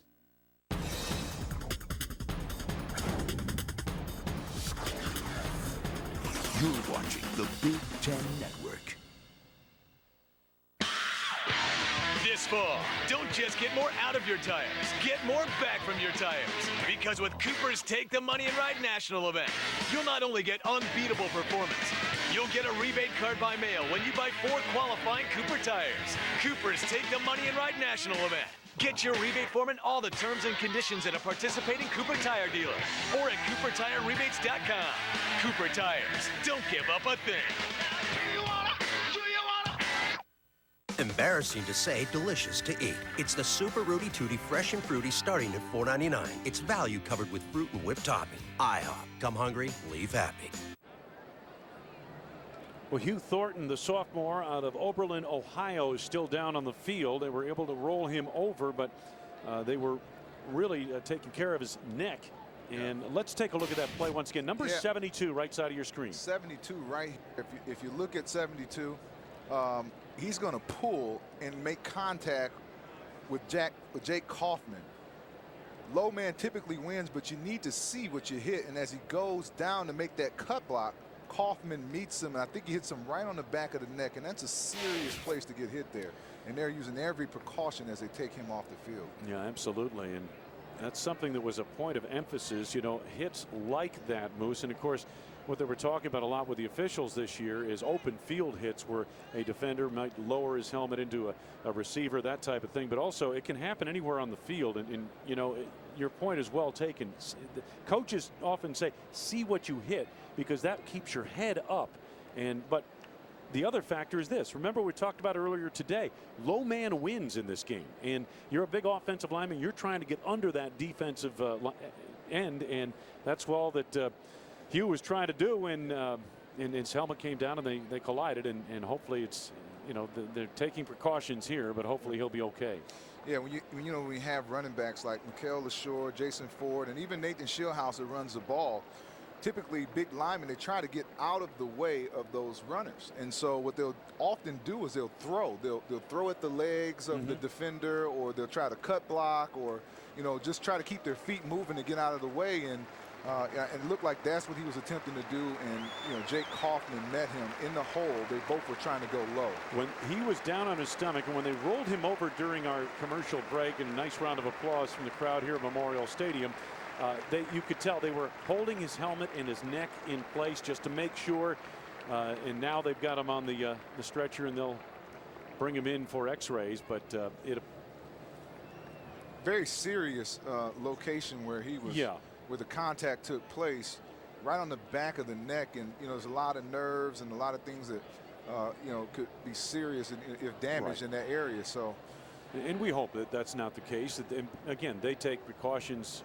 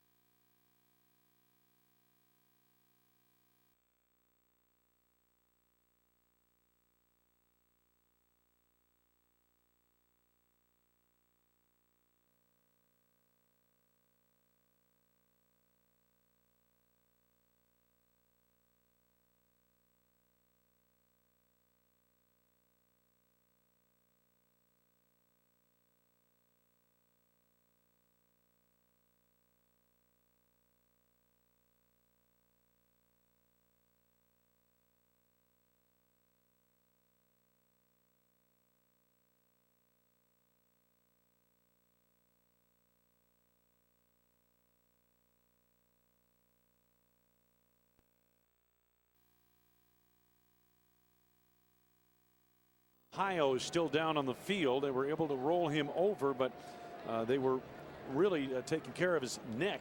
And let's take a look at that play once again. Number 72, right side of your screen. 72 right here. If you look at 72, he's going to pull and make contact with Jake Kaufman. Low man typically wins, but you need to see what you hit. And as he goes down to make that cut block, Kaufman meets him, and I think he hits him right on the back of the neck, and that's a serious place to get hit there. And they're using every precaution as they take him off the field. Yeah, absolutely. And that's something that was a point of emphasis, you know, hits like that, Moose. And of course, what they were talking about a lot with the officials this year is open field hits where a defender might lower his helmet into a receiver, that type of thing. But also it can happen anywhere on the field. And you know, your point is well taken. The coaches often say, see what you hit, because that keeps your head up. But the other factor is this. Remember, we talked about earlier today, low man wins in this game. And you're a big offensive lineman. You're trying to get under that defensive end. And that's all that Hugh was trying to do. And his helmet came down and they collided. And hopefully it's, you know, they're taking precautions here, but hopefully he'll be okay. Yeah, when we have running backs like Mikael LaShore, Jason Ford, and even Nathan Schillhauser runs the ball, typically big linemen, they try to get out of the way of those runners. And so what they'll often do is they'll throw. They'll throw at the legs of the defender, or they'll try to cut block, or, you know, just try to keep their feet moving to get out of the way. And it looked like that's what he was attempting to do. And, you know, Jake Kaufman met him in the hole. They both were trying to go low. When he was down on his stomach, and when they rolled him over during our commercial break, and a nice round of applause from the crowd here at Memorial Stadium, you could tell they were holding his helmet and his neck in place just to make sure. And now they've got him on the stretcher, and they'll bring him in for x-rays. But very serious location where he was, where the contact took place, right on the back of the neck. And, you know, there's a lot of nerves and a lot of things that, you know, could be serious if damaged in that area. So, and we hope that that's not the case. And again, they take precautions like this, and certainly for good reason. But here's when they rolled him over a few minutes ago. He was on his stomach now they roll him over. You can see how the trainer has held his neck and his helmet in place. And then they were able to get him under the stretcher, and they'll have him heading back to the locker room, and they'll do some x-rays. But every precaution taken, whether they feel like there's a serious injury or not, you take precautions in this case. And the Illinois staff here did an outstanding job of getting to the player and taking care of him. And we hope that it's not a long-term injury problem whatsoever. You know, our thoughts and prayers will go out to Hugh right now and everyone there that is involved with that. And you could tell that they really took precautions, like you said, Wayne, when they rolled him over, securing his head, and then when they got him strapped to the board, they secured his head once again, and then getting him off to the field and making sure that you know, that he's okay. I mean, this is a very important deal. You see concern now. That's Northern Illinois on the far side, and of course the Illini on the near side. But both sides, this has been a stoppage in action. All the energy and everything else, you know, for a moment is out of the crowd in the stadium. Players concerned on both sides. You were a player not long ago, very recently. You've seen situations like this. What goes through your mind? Yeah, I mean, you have general concern for any player that's on the field, and we often, you know, played against guys who you might have played with in college, or, you know, see guys before the game, and your good friends see guys in the off season. So in this case, you may have played high school football with or against someone on the other team. Absolutely. You know, I mean, these guys know each other. They're from the same state here. A lot of these guys are, you know, maybe from some of the same hometowns, and so, you know, they have a general concern. I mean, you're out here competing and playing a game at a very high level. But, you know, you don't want to see anyone get hurt or have a serious injury. You mentioned to me last night that one of the things about being a player on this level, high school level, pro level, you use the word fraternity. And although you guys will go out and try to knock each other's block off on Saturday afternoon, nonetheless, in the long run, you're all part of the same fraternity. Absolutely. Absolutely. And, you know, these guys, like you say, they may one day be teammates on the other level in the professional ranks. You know, and right now, you know, there's just a general concern for each other. And, you know, that's important. I mean, we're like a fraternity. Sure. We're like a fraternity. Absolutely. And so, you know, we wish Hugh Thornton all the best. And And the other factor that is a fact of life in football, somebody goes down. If it's in practice, they just move to the other side of the field. If it's in a game, they take care of the injured player, and the game goes on. The game does. the game does go on, and so you know, they'll make sure that you know, Hugh Thornton is well taken care of, and now there'll be another player that steps up and has an opportunity to fill his shoes. Now that's a good sign. That's a very good sign. That's a very good sign. You know, he may have lost a little bit of feeling, but you can tell he is having some feeling in his lower extremities and some feeling in his arms. So, you know, that is a very, very positive sign. And that's not just for the crowd. That's for his teammates and his opponent as well. They let everybody know that, hey, listen. Family back home watching. Yep, absolutely. You know, mom is somewhere watching this game. Dad may be somewhere watching this game. Any family, you know, friends, hey, I'm okay. And that's what he wants you to know. I'll be okay. First and 10, Illinois from its own 38. So the Illini up to the line of scrimmage, first and 10. First and 10 at the Illinois 39-yard line. Shieldhouse at quarterback. LaShore the tailback, and it is Mikel LaShore running off that left side of the line, gets out to the 40-yard line. Number 5, Mikel LaShore, the ball carrier. Alex Kuba makes the tackle. Good, honest, hard-working run down there. You're not going to get a big play on every single run down, but you got to force it in there, keep the defense honest, test their weaknesses. It's a good play. They moved Randall Hunt into that tackle position. And Jack Cornell comes into the offensive line in place of the injured Hugh Thornton, and not much there for Shieldhouse. It'll be third down coming up for Illinois. Illinois flips their offensive linemen strong side to weak side, meaning the tight end side of the line. And so Jack Cornell, who's a tackle, has come into the guard spot in place of the injured Hugh Thornton. Now it's third down. And a timeout taken by Northern Illinois.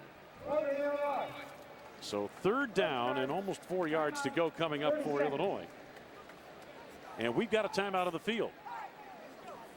4:17 left to go here in the third quarter, along with the former Michigan State standout wide receiver Muhsin Muhammad. I'm Wayne Larrivee. Great to have you with us. Before we go any further here, let's head back to Dave Revson in the studio for a Discover Game Break. Thank you, Wayne. 28 straight points now for Michigan against UMass. They were trailing at 17-7. They lead it now 35-17. Denard Robinson with the touchdown run. So Wolverines up 18 as they play in the third. Thanks very much, Dave. Now for the Rotel and Velveeta combination of the game, because you can't win without the perfect partner. Kool-Aid wasn't that sweet in the first half for University of Michigan, but that maize and blue color Kool-Aid is picking up a little flavor now. Yes, it is. And you have a little Velveeta with that Kool-Aid you're talking about. And here's the combination of the game. Shieldhouse and LaShore. What a job they've done. LaShore over 100 yards rushing for the third straight game this season. If I'm not mistaken, I think that's 6 games in a row dating back to last year. He's the true workhorse of that offense. Third down for Illinois. Third and about 4. Later going third quarter, and they go to LaShore, and he's not going to get it. Well, they've seen that so many times. Perkle came in there to, I beg your pardon, Progar on the tackle, along with Clark in the linebacking core, and Butler helped to clog it up. It is fourth down, so a good stand there for the Northern Illinois defense. Out of that formation, they've had 3 or 4 big plays where Shieldhouse kept the ball. That time, you know, he gave the ball to Mikel LaShore, and he probably wish he would have kept it. Tommy Davis back deep, and Santella hangs it high. Davis lets it go. Hits on the 7-yard line and Karam sideways out of bounds just across the 10. Well done. Well done by Anthony Santella, the senior punter out of Wauconda, Illinois. Out of bounds at the 12-yard line. Tomorrow on Fox NFL Sunday, the Bears look to stay undefeated as they head to Dallas to take on Tony Romo and the Cowboys. Cowboys trying to recover from a tough Week 1 loss in Washington. Coverage begins tomorrow, noon Eastern, with the Fox NFL pregame show. Check local listings for the game in your area. Controversial win for the Bears as well. Yes, it was. Process of a catch, Moose.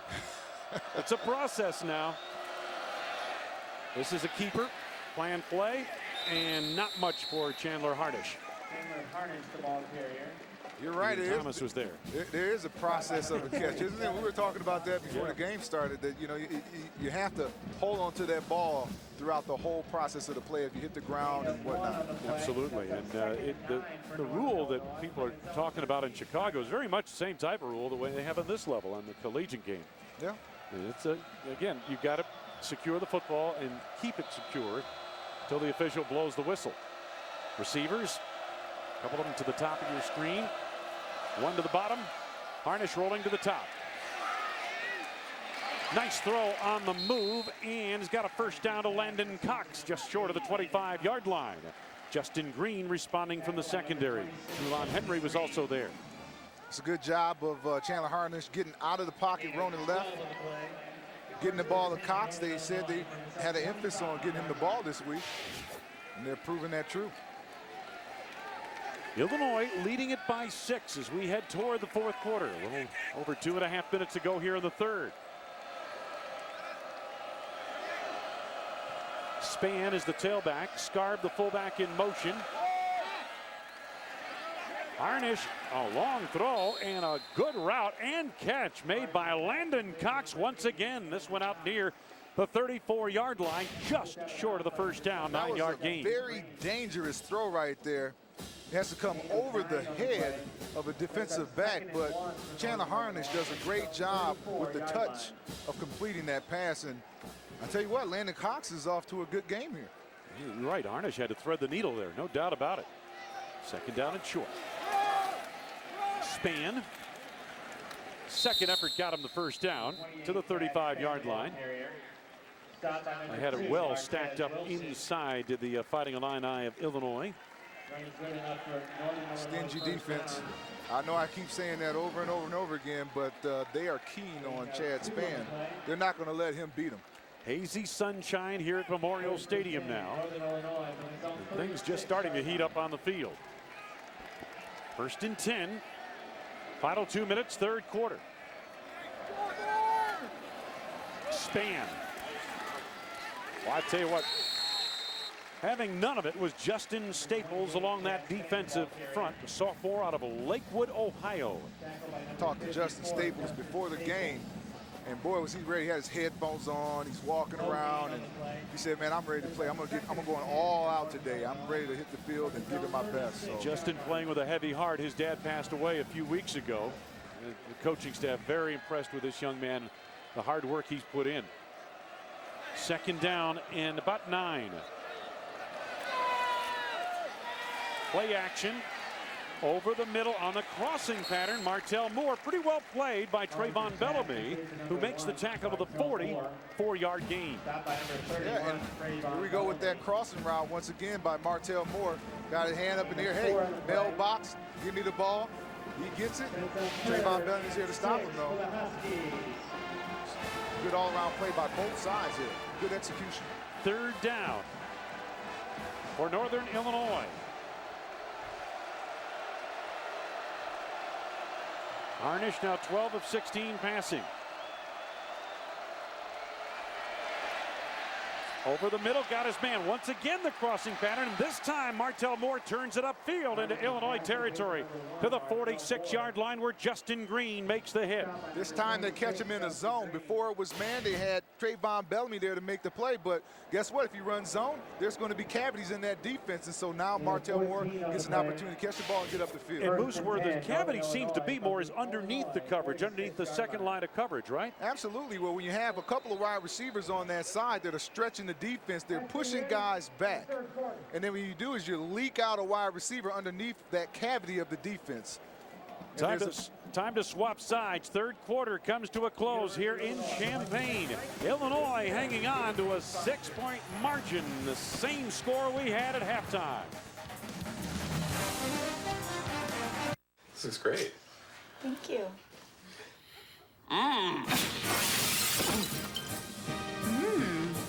Big Ten football and beyond, presented by Sonic. Wednesday, only on the Big Ten Network.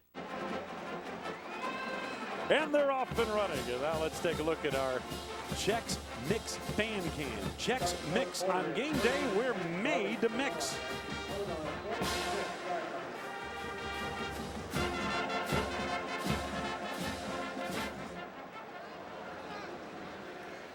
Gotta love the energy in that north end zone here at Memorial Stadium. First play of the fourth quarter, first down. Harnish fumbles. Recovered by Illinois. The Illini get the first turnover of the game. The recovery by Tavon Wilson. Let's take a look at this. Harnish trying to secure the ball. Oh, great job of getting the elbow. Get something on the ball. He pops it loose. Harnish can't keep on. Illini recover. That's a huge play at this part of the game. Fumble forced by Ian Thomas. One of the coaches raving about the way he's been playing this season. He makes the biggest play to date of this game. Northern Illinois was about to crank it up there. Now the Illini get their big play defensively. Can Shieldhouse capitalize? Butler pursues and chases down the elusive quarterback from Illinois near the 32-yard line, gain of 2. Back to Dave Rudson of the studio. Discover Game Break, Dave. Wayne, thanks. Checking in on Purdue and Ball State. Another intra-state battle. Rob Henry in for the banged-up Robert Marv. And this just how they drew it up off the deflection. Cortez Smith, 76 yards. Boilers get some breathing room. It's 21-6. Thank you, Dave. Ball State will be at Iowa next week. Second down. This is LaShore. Not much doing there. I mentioned biggest play. You got the feeling on that scamper by Harnish that Northern Illinois was about to grasp momentum in this ball game, down by just 6. Well, that forced fumble and then the subsequent recovery, that turned the table completely. You get the feeling now that the air might have been taken out of the sails of the Huskies. Not that it's over by any stretch, but that was a huge play in this game. Yeah, that was a huge play, and you know, they're down by 6 points. You start the fourth quarter, you have a big play, have an opportunity to get in scoring position, and you turn the ball over. That's a little deflating. Illinois has not intercepted a pass in 2+ games yet, but they've forced a couple of big fumbles, including one last week that helped stave off a comeback by the Salukis. Yeah, and I tell you what, if Tyrone Clark has his head up on that play, he had an interception. He had a pick 6 almost, right? Yeah. He could have, you know, no one was back to tackle him. Let's take a look at that. I mean, you know, as you look at Shieldhouse's eyes coming across the screen, look at, well, if he didn't see it. He did not see it. A.J. Jenkins coming across the field, he was not going to put, he had the gator arms there a little bit, you know. And Tyrone Clark, he had an opportunity there to make a big play. Here's the punt by Santella. Davis back to you. Boy, he just booms this one. And into the end zone. Northern will take over at the 20-yard line. Kind of like this number 87. I'll tell you what, he's got some pop in that leg. He's stroking that driver 300 yards down the middle. That's right. Starting today, the Big Ten Network unveils a new series that counts down the top athletes in the conference's rich history. Today, we unveil number 20, former Michigan great and Heisman winner Charles Woodson. Big Ten Icons, hosted by Keith Jackson, premieres today, 4 Eastern, only on the Big Ten Network. Now, I want you to watch this show, folks, because you won't believe what Lloyd Carr did to get Charles Woodson to play against Ohio State his sophomore year. Is that what you call a teaser? You're learning fast, my friend. 1st and 10, Chad Spann, the tailback, and the pistol. Harnish with that shoulder fake. Got his man wide open. That's Marks, the tight end. Boy, he's really been trying to go to him and has targeted that receiver on numerous occasions. This one, 22 yards and a first down for Jerry Kill's Huskies. Yeah, you know, and this time our tight end is going to leak out here. I think this, this tight end over here is going to leak out. And he's going to come across, and we can roll that footage. He's going to leak out across, and the run that brings up the defender and allows him to be wide open in the cavity of that defense. 1st and 10. Harnish. And what are they going to rule here? Incomplete, out of bounds. And there goes that rule we talked about. You got to be in bounds on any possession, catch or interception.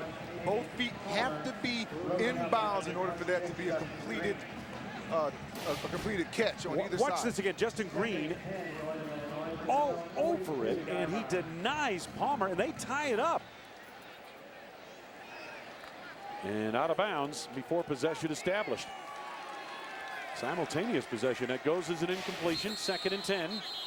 And you know, they may be asking for a review. They definitely going to replay that because there was... the play is under further review. Yeah, there was a catch made there by the wide receiver, and simultaneously the defensive back. Now, a tie typically goes to the wide receiver. I don't know if it's going to be merited in this case because Green was all over that, and it looked like he had possession of the football first. Let's take another look at it. He jumps right in front and makes this catch. Who makes the catch? Does Green or Palmer? Palmer, the wide receiver, and does Green have possession? And does he have possession before he hits out of bounds? Even if it is an interception by Green, does he have that ball secured before his foot hits out of bounds? And they're looking at all of those factors. Yeah, you know, I think it's going to be important, and that's why we have the replay to determine if he had possession prior to his, I think it was his right foot that stepped out of bounds. So at what point did he have possession? That's going to be a key factor here. And then also, are they going to determine if the wide receiver also was making a catch there at the same time that Green was grasping that football? Depending on what colored sunglasses you're looking at that play, be it Husky black or Illini orange, you know, you could say, well, yeah, Nathan Palmer was making a catch, or that Green made the interception. Justin Green, here's the call. After further review, the ruling on the field stands. Incomplete pass. And Moose, what that means is that the replay officials did not have enough video evidence to change the call on the field. So it goes as an incomplete pass. Another look at it. And if they ruled it an incomplete pass, that means that neither player had possession prior to one of them stepping out of bounds, and Green was the one that stepped out of bounds. And as I said, they did not have indisputable video evidence to overturn that play. Absolutely. So the play stands. Now Chad Spann, the tailback, alongside Harnish, who gets a reprieve here on 2nd down and 10. Harnish being flushed. Penalty marker down in the backfield, maybe for a hold. Tackle completed by Justin Staples. I think Evan Frierson is the defender that was held on that play. Evan Frierson usually comes in and gives a little bit of relief to that. Holding, number 28, offense. 10-yard penalty, repeat, 2nd down. Yeah, he comes in and he gives a little bit of relief for that linebacking core. He's on the end of the line of scrimmage. You can see him right in the middle of your screen. Oh, he had his shirt getting pulled a little bit right there. Yeah, you're going to see that. There he is. Yep, right there. There you go. Is that Chad Spann? Chad Spann is trying to hold off that on rushing Illini. Yeah. Only the 2nd penalty against Northern Illinois, but it backs him up now. 2nd down, 2nd and 20.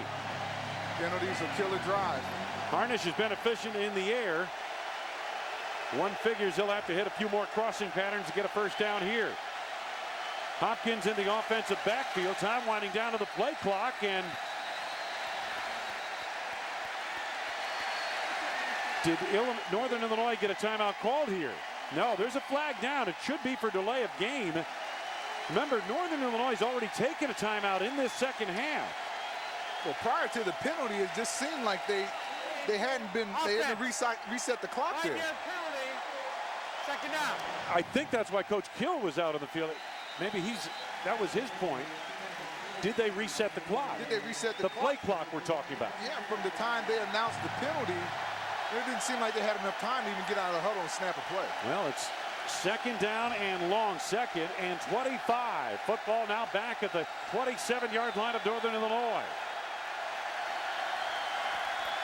Harnish under pressure, gets it away nicely. Change of direction by Hopkins, but he's going nowhere. Ian Thomas with good pursuit.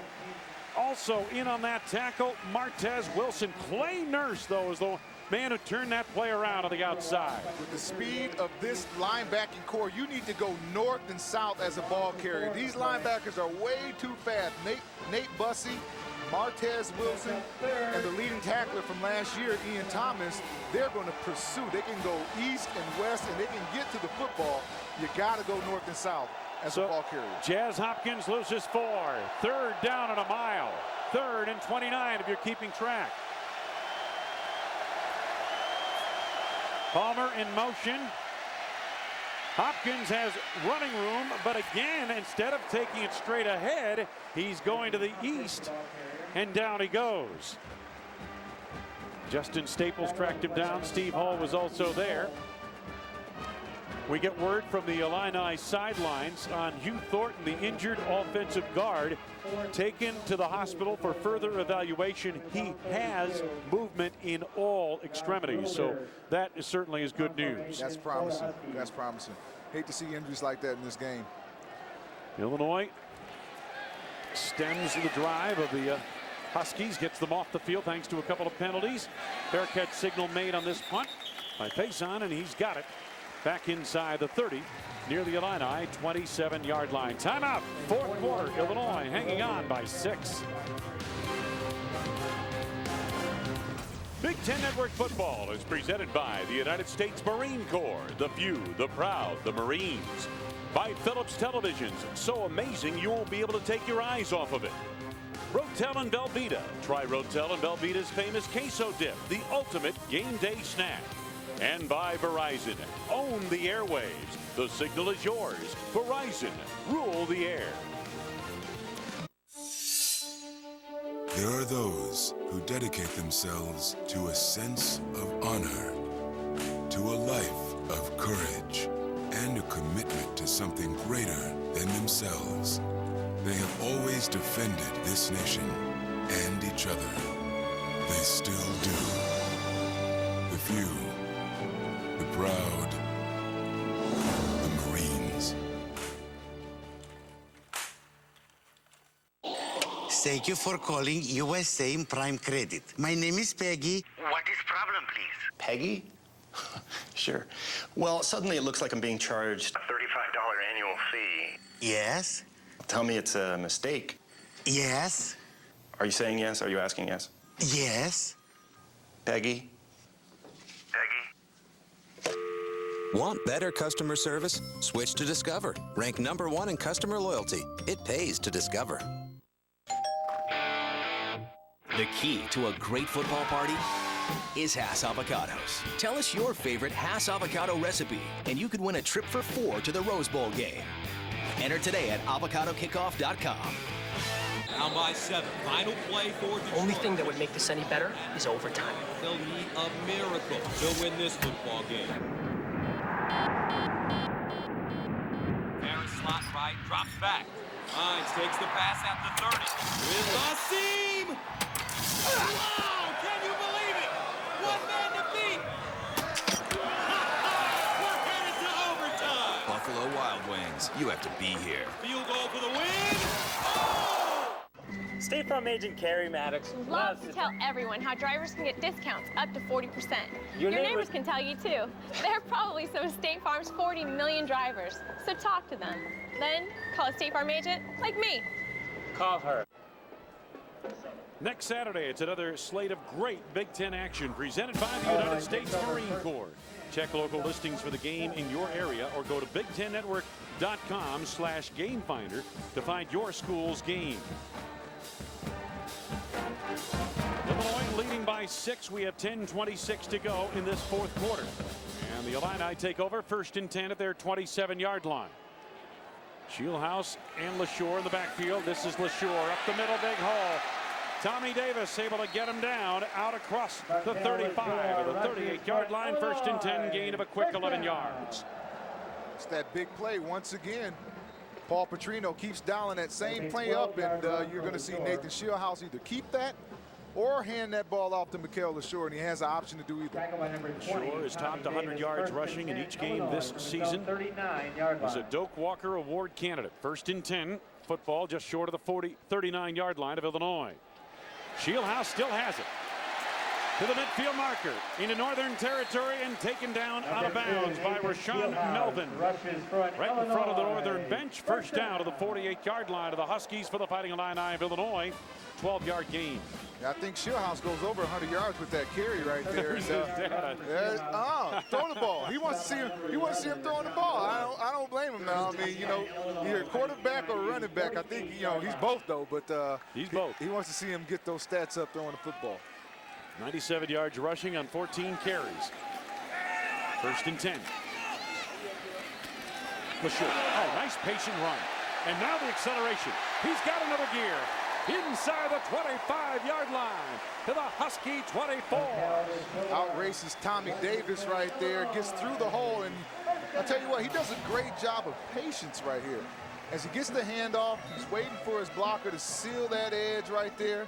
I believe that's Posick. It seals the edge for him and allows him to get up the field for a big gainer. 24 big yards. Illinois on the drive now, the 24-yard line. Jason Ford spells LeSure in the backfield. Don't forget about Jenkins at the bottom of your screen. It's time to run the football. Ford is stacked up. That play was blown up by Mike Kraus, the defensive tackle inside. He stacked it up, loss of 1, 2nd and 11. They're not going to let Jason Ford get loose in this game. They know when he comes in, he's the bruising back, and typically they're going to give it to him between the teeth of the defense. Nearing 8 minutes to go. Ford, the lone setback, and he gets it. Had a nice hole, and then Butler, the middle linebacker, was waiting for him as he got past the defensive line and brings him down to the 21-yard line, gain of 5. Now, Illinois just 4 of 11 on third downs. Jerry Kill's defense done a pretty good job in that regard, but Ron Zook's offense wants to run the clock, continue to run the clock, and if they are to continue this drive, face 3rd down and 7. Paul Petrino is just making good decisions right here and allowing his quarterback to control the football game. And watch the play clock, Moose. This is where the quarterback tries to get that play clock well under 10 seconds. Got the snap off. About 6 seconds to go on the play clock. Shieldhouse close to the first down. Went down to the 15-yard line. Now, if they elect to go for it, you know, they could do that, but they kick a field goal right here, and it's a 2-possession game. Now, Shieldhouse has got to be careful with that football. He's hanging it out there like a loaf of bread. And I know he's trying to fake out a defender and create a little bit more running room, but that could lead to trouble. Under 7.5 minutes to go. This will be a 32-yard field goal attempt for Derek Dimke. Out of the hole to the punter, Anthony Santella. Dimke right down the boulevard. It is good. Illinois now leading 21-12 with 7:07 to go in the 4th quarter. The junior from Rockford, Illinois rings true.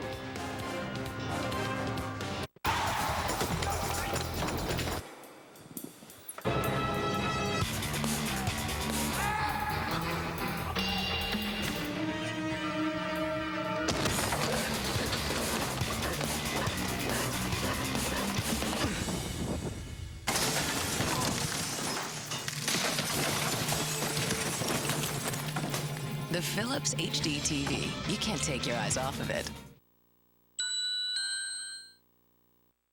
When the game is over, stick around for the State Farm Wrap-Up. In-depth highlights from the entire conference and complete analysis from our college football experts. The State Farm Wrap-Up, immediately after the game, only on the Big Ten Network. Primetime on the Big Ten Network has gone big time. Every weeknight, up to 90 minutes of original shows. Big Time Dreams. Everybody wants your autograph. Big Time History. We've done, we've come back. Big Time Legends. Saturday's game time, but prime time is big time. All this fall on the Big Ten Network. This is for our albums coming out. Let's try one more. What a diva.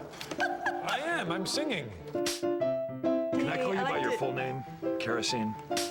Let me just work on a tear really quickly. I'm so excited. Why don't you laugh, Carrie? That was close, though, right? Yes, that was good.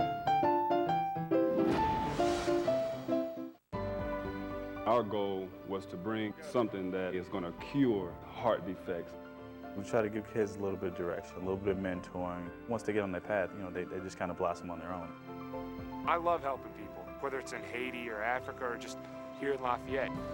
Give Big is a new initiative from the Big Ten Network, recognizing that being part of the Big Ten means giving back to our communities. Check out how Big Ten members are making a difference only on the Big Ten Network. The State Farm Wrap-Up immediately after the game, only on the Big Ten Network. The Polaris hardest working player today, well, Martez Wilson. You see the original superstar, original hard-working player, Red Grange, here at Illinois. Martez Wilson, who they've been hoping will really come into form. Well, today, been very busy. 10 total tackles, 1.5 tackles behind the line of scrimmage, and a half sack today for Martez Wilson, who's coming off an injury last year, a neck injury that cost him 11 games in his season. I know he doesn't want to share that half a sack, I'll tell you that much. He want a whole one all to himself. And there's Dimke's kick through the end zone.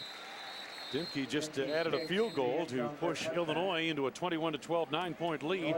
2 for 2 today, 9 for 9 in the field goal department in his career. And as we mentioned, he had a 52-yarder in the opener against Missouri. Well, work cut out for Chandler Harnish and company. They have 7:07 with which to work. 2 timeouts left for the Huskies. And here they are to the line of scrimmage. Northern Illinois, one of the favorites, one of the preseason favorites in the Western Division of the MAC. Came in here 1-1 off a loss at Iowa State and a win at home over North Dakota. 1st and 10. Harnish pursued by Legit. Oh, beautiful throw on the run and a diving grab by Landon Cox. Got a first down across the 33-yard line. As you see Chandler rolling out to his right, looking for his key go-to guy. Cox finds him, gets down, first down, keep the drive going. They've got to score quickly on this drive. It's a 2-possession game right now. Landon Cox led the team with 45 receptions, 4 touchdowns a year ago. 1st and 10. That's Palmer, the speed receiver, in motion. This is a quarterback keeper. Oh, Harnish got a couple of good blocks. Harnish into the clear. Bellamy's got a pursuit angle on him and slows him up, and down he goes near the 20-yard line. Justin Green finally caught him. Green is a sprint champion out of Kentucky, 2-time state 100-meter champion. Bellamy slowed him up, but look at this run. Good patience in the hole. Good vision and good explosion, but you're not going to outrun Justin Green, the 2-time 100-meter champion there. But he got 47 yards at a first down to the Illini 19-yard line. Not over yet, big fella. Not over, not quite yet. You know, this team is going to go out kicking and screaming. They're not going to go easy. Harnish, longest run of his career. He's a redshirt junior. Hopkins looking to throw. Got a man open in the end zone. Touchdown, Landon Cox. Pass complete from Jasmine. Little razzle-dazzle to get back into the game. I'll tell you what. You get a guy that runs east and west, draws up the defense, and they just completely forgot about Landon Cox. Now, now, can we pause the film right there?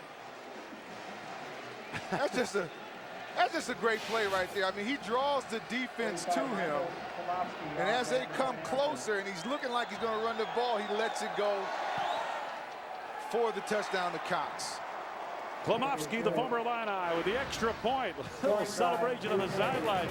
Hopkins, the running back, finds the wide receiver Landon Cox, and Huskies back in it. Doc, I just got your email. I'm out for the season? Don't worry about that. I switched to Sprint's $69.99 plan, so I get unlimited emails. What does that mean? It means I'm dropping you for my fantasy team, that's for sure. What does that mean about my knee? Oh, your knee's totally shattered. You see how hard that guy hit you? I don't want to see it. Hey, relax. Not costing me any extra. Only Sprint gives you unlimited text, web, and calling to any mobile for just $69.99. Sprint, the Now Network. As you rebuild your financial future, there may be times you could use a hand. But with 130 years of experience, the principal has the retirement, investment, and insurance solutions to help lighten your load. We even created a website full of ideas to help you and your financial advisor plan a better way forward. Visit AmericaRebuilds.com or ask your advisor about rebuilding with the principal. At Polaris, we designed a trail-dominating legend, the Sportsman XP, to lead a new team of smooth-riding trail runners. We made a versatile, powerful, mid-size Ranger, launching a new group of value-minded workhorses. And we made the ultimate hunting vehicle, the Ranger XP, even better, heading up a new team of hard-working hunting machines. From the #1 maker of ATVs and side-by-sides, Polaris, hardest working, smoothest riding. Today, Ben Chappell leads the explosive Indiana offense into a showdown with Western Kentucky. Touchdown! Today in HD, only on the Big Ten Network. This copyrighted telecast is presented by authority of the Big Ten Conference and may not be reproduced or retransmitted in any form, and the accounts and descriptions of this game may not be disseminated without the expressed written consent of the Big Ten Conference. And welcome back, and we're going to circle this guy right here, and I'm going to show you what he's going to do on this play. He does a great job of getting the ball, and I'll pause it right there. What he does when he gets that ball is he runs east and west, and before the previous series when he goes east and west, the defense just swarmed him. Well, they take advantage of it now. When he runs east and west, he gives that ball fake. He throws the ball up the field to Landon Cox, takes advantage of the defense. Klobowski's kickoff. Short but high. Malines out across the 35-yard line. Good start for Illinois. Well, we mentioned the Huskies came in here not in awe of playing a Big Ten team. Matter of fact, they knocked off the Purdue Boilermakers almost a year ago to the day. At Purdue last year, that was the opener at Wisconsin, and they were in that game all the way against the Badgers. And then the year before at Minnesota, a close ball game. So this program, this MAC program up in DeKalb, Northern Illinois Huskies, they can play with the big boys on occasion, no doubt about that. And they relish the opportunity to play here. First game between these two schools in 9 years on the football field. Not a whole lot there. Second down upcoming. McKell-LaShore trying to run some clock here. That drive by Northern Illinois, 80 yards in 3 plays, took only 67 seconds off the fourth quarter clock, and we got a ball game once again. They've got the ability to go to the distance, and if this defense can hold here, they'll give that offense another opportunity to go the distance and make this a close game. Shieldhouse, ball was tipped. Ball tipped at the line, fell harmlessly incomplete. It's 3rd down and 7 for the Illinois offense. Mike Krause apparently got a piece of it. Boy, he's had a nice second half. Called his number several times. Paul Petrino has got this guy, Nathan Shieldhouse, on top of his game today. And now with the 3rd and long, they need to convert to keep this drive going there and take NIU out of this ball game here. Illinois only 4, 12 and 3rd downs. 3rd and 7. Shieldhouse in the flat, diving for the first down. Did he get it? They're marking him short. McKell-LaShore sprawled out, tried to reach for it, and came up a yard short. McKell-LaShore reaching to the sideline, but he steps out prior to reaching that first down marker. And that referee crew is right on top of these calls. They're doing a pretty good job of getting the right marks. How about this right here? It looks like Illinois is going to gamble on 4th and 1 at the Illini 46-yard line in a 2-point ball game. 4:54 to go. The straight I formation, LaShore. How much of a gamble really was it? McKell-LaShore, Rutgers Point, Illinois. First down. We welcome the audience joining us from the Ball State-Purdue game. Purdue winning 28-13. Illinois has just picked up a huge first down on 4th and 1 from their 46-yard line. Mikel LaShore gets the call and picks it up. The clock is clearly the enemy for NIU right now. They need to get this Illinois powerhouse offense off of the field. The Purdue score was 24-13, not 28-13. Hand off to Pollard. Well, fake to Pollard. Shieldhouse on the key. Got a first down to the 40-yard line of Northern Illinois. Well, that was just huge, and you wonder, you know, I mentioned gambling, I guess, but when you have Mikel LaShore back there and you've got the big fullback, Jade Cross, in front of him, how much of a gamble really is it? Yeah, you're playing your odds right there, and you know, with that big offensive line, you got a big power back. You know, that's an attitude play, and put the emphasis on the shoulders of your offense to win this game, and I think Paul Petrino is trying to do that here. 1st and 10.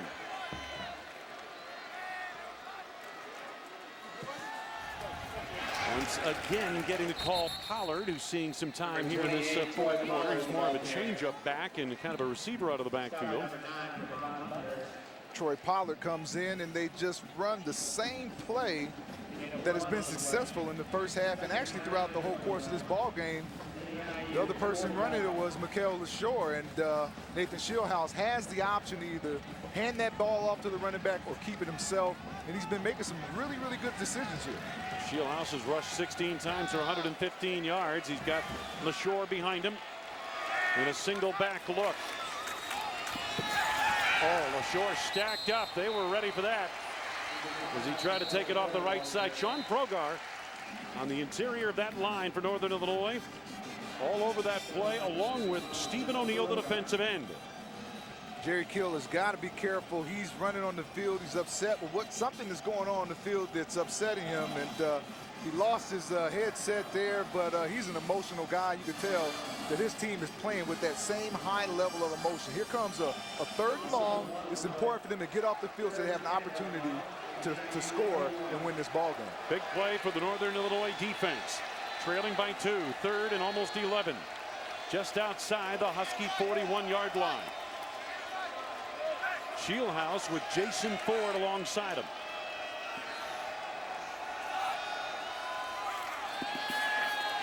Wide open, Jenkins gets the first down.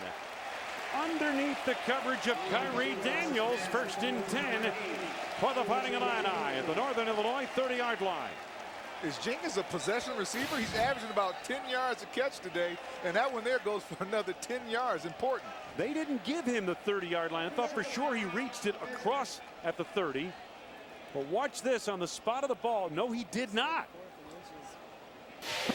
He had to get just inside the 31 of Northern Illinois, and it looks like they've got it spotted just short.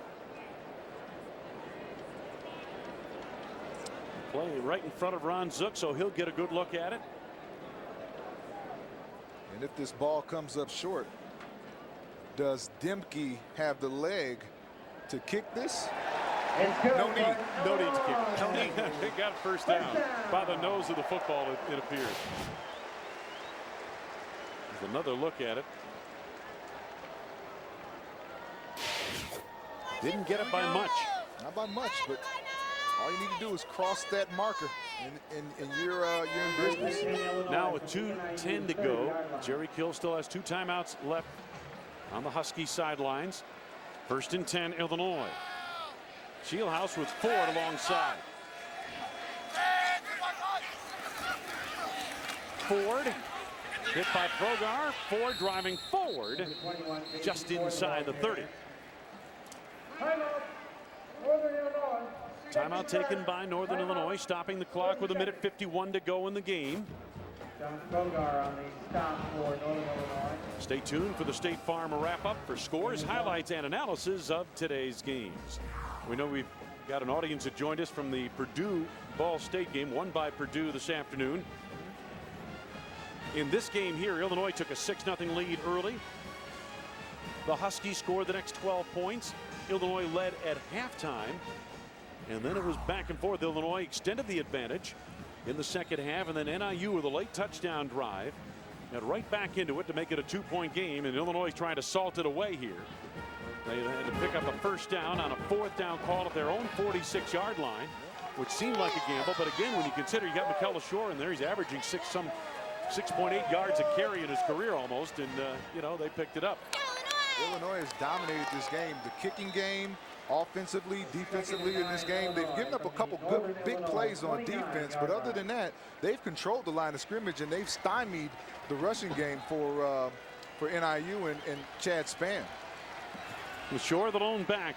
Illinois rushed for 291 yards on 47 running attempts here this afternoon.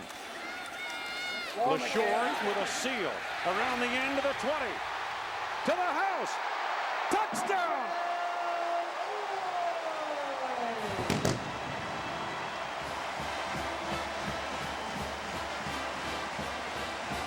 Number 5, Mikel with a 49-yard touchdown.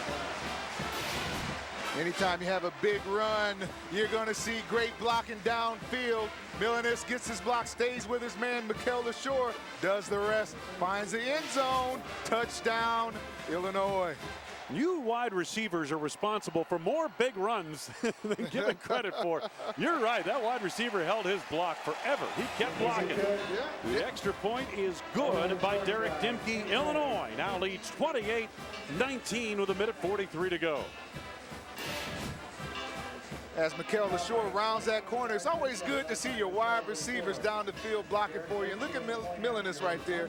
Knocks his guy down to the turf and allows Mikel LaShore to do the rest of the work. He kept Rashawn Melvin out of the way, and Melvin's made a lot of tackles on the perimeter of the defense for Northern Illinois. Jared Faison also threw a block in there. As he turned that corner, you saw Jared Faison, 2 of the wide receivers, throwing blocks down the field, allowing him to go untouched into the end zone. LaShore, 24 carries, 180 yards. A good seal on the edge there by the tight end, Evan Wilson, blocking down the field. Faison, Milanis, touchdown. 29-yard touchdown run.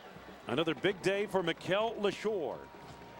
Northern Illinois has 1 timeout remaining and 1:43 with which to work, but this was a ball game very, very late. That was one of those plays where, you know what, my truck is bigger than your truck, and I'm going to run you over. In the end, the big truck's going to win. Exactly. Twin safeties back deep for the Huskies. Let's see if Demke gives him a chance. Yep, he's going to kick it away, but deep into the end zone. So Derek Dimke, who's hit a couple of field goals today and has been perfect on his extra points. Mikel LaShore, a career high 24 carries, 180 yards. When you talk about the 4-minute offense at the end of games, you got to run the clock down, you got to score points, keep the other team's offense off of the field when you have that lead. And right there, Paul Petrino's offense just flat out gets it done. And not only do they drive down the field, but they score a touchdown on that last drive.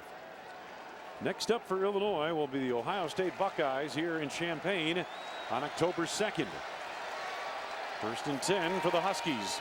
Harnish with that shoulder fake. Hits the tight end Marks once again. Breaks a couple of tackles. How about this one? All the way out to the 36-yard line. That looked like Mike Ditka in Pittsburgh in 1963 in black and white. No quitting this guy. I tell you what, he finds the cavity once again in that defense. And boy, rumbling, stumbling, bumbling. You know, he is not going to go down. Refuse to lose. 1st and 10. Harnish on the keep, out to the 40-yard line. We're inside 90 seconds to go. Martez Wilson makes the stop. Illinois, I mentioned their upcoming schedule. I mentioned Ohio State would be coming here. Here's what the upcoming schedule through October looks like. Road games, Penn State and Michigan State. Following that Ohio State date here. Harnish on 2nd down. Incomplete. Going high into the air was Landon Cox. Could not bring that one down. He does make a valiant effort right there to catch a high ball. He can't quite bring it in, but at least it stops the clock and allows him to dial up another play. 54 seconds left to go here in Champaign. Been a tough one for the Fighting Illini of Illinois. They trailed most of the first half, had the lead at halftime, extended it in the fourth quarter, and then had Northern roar right back into it, cut the deficit down to 2, and then the late touchdown by LaShore, 24-yard ramble. Again, Marks, the tight end, out to the 50-yard line, but the Illini are going to give them the center of the field. They want to keep everything away from the sidelines and force Northern Illinois to use its last time out. First down for the Huskies. 3-man down line defensively for Illinois. Clay Nurse coming free. Pass tipped by Wilson, intercepted by Ian Thomas. Penalty marker down to the offensive backfield. I wonder if it's for a high tackle attempt on the quarterback by Clay Nurse, the defensive end. Marker was thrown right at the quarterback. Personal foul. Passer. Number 97. Defense. 15-yard. Previous spot. Automatic. First down. Going on there, Wayne, huh? You got that right on the money. And although it didn't really come back to bite him, I know this has to be an area of emphasis for this ball club. And, you know, Ron Zook has to be concerned about the amount of penalties. I think it's 7 or 8 penalties in this ball game. First down now for Northern, down 28-19. Harnish.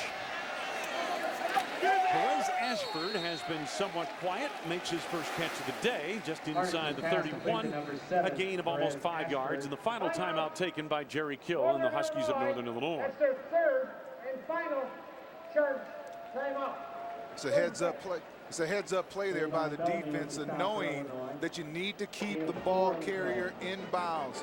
Allow Perez to catch that ball. Ashford catches the ball, and then they close on him and get him in bounds.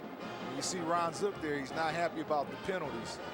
And maybe a couple other little things that are going on, but he'll do a good job of getting those guys straight, making sure that they play with some of this precision and attention to detail that he emphasizes. Changing the culture is what he's trying to do over here with this Illinois club. There's the player, the Phillips player of the game, Mikel LaShore.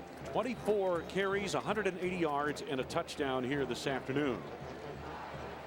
Well, I tell you, his number is just outstanding, and take a look at him. Razzling, dazzling, running guys over, through, around, you name it. He got it done today.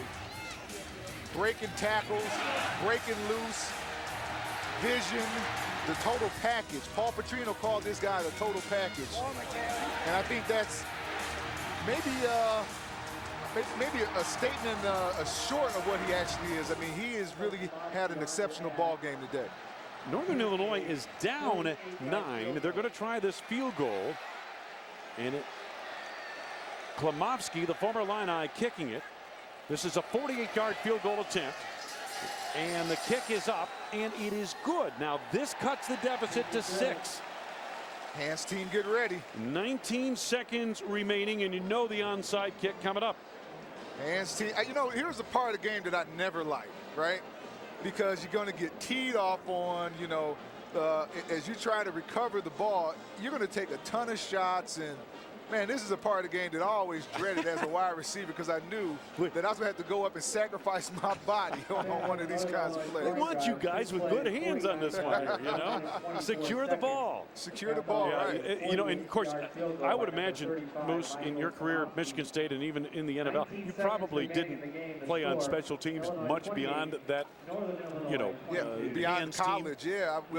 Well, you know, my first 3 years, they made me pay my dues, Wayne. Well, at Michigan State, you were the gunner, right? Yeah, well in the NFL, too, I played the first 3 years on special teams, and then after that, not much after that. You were a pretty wide receiver, see. Yeah. Special teams, not your deal. No, not after that. It's interesting, though, because you're right. On all levels of football, guys have to sometimes make their mark on special teams before they get a chance on offense or defense.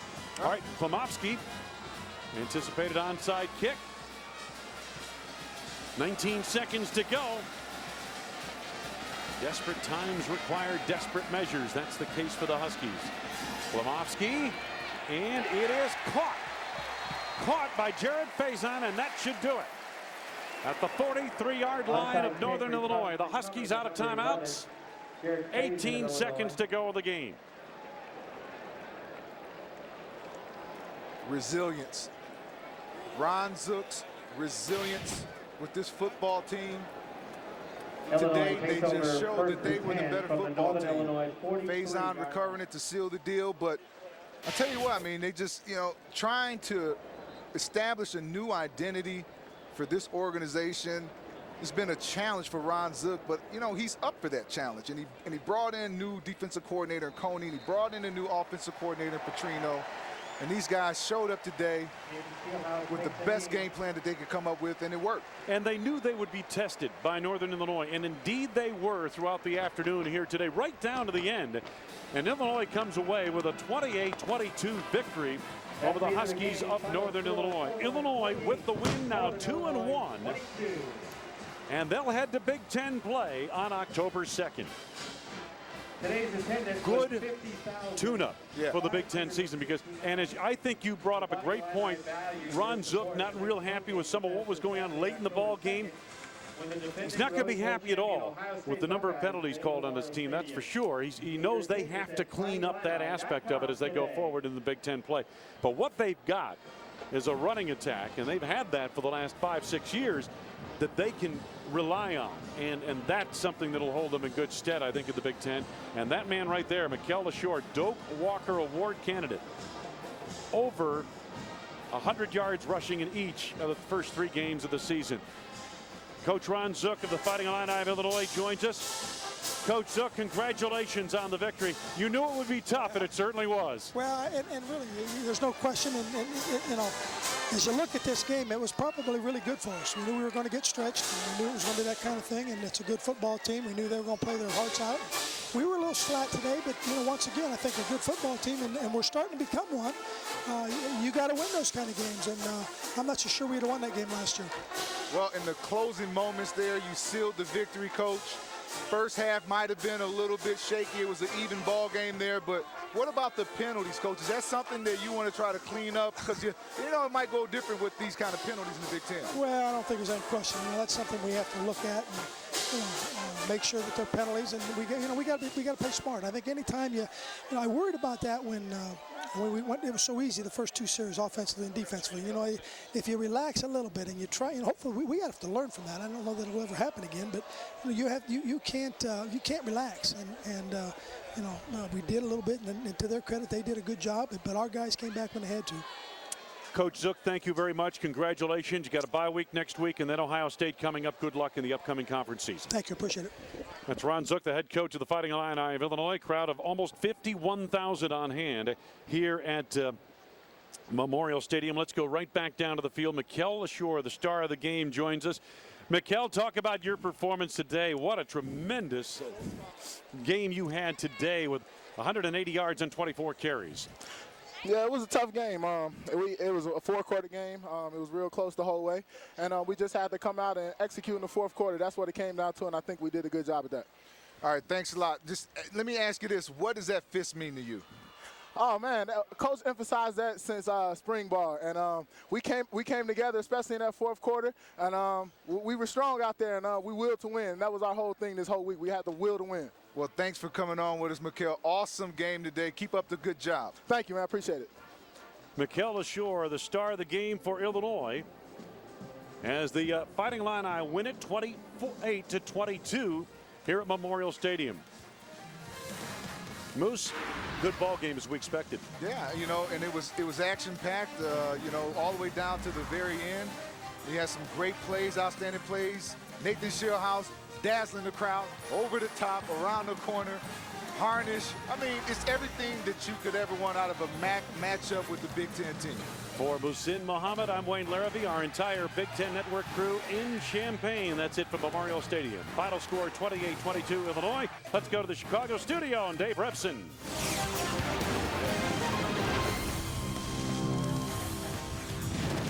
It is the State Farm Big Ten football wrap-up. Dave Revson, Jerry.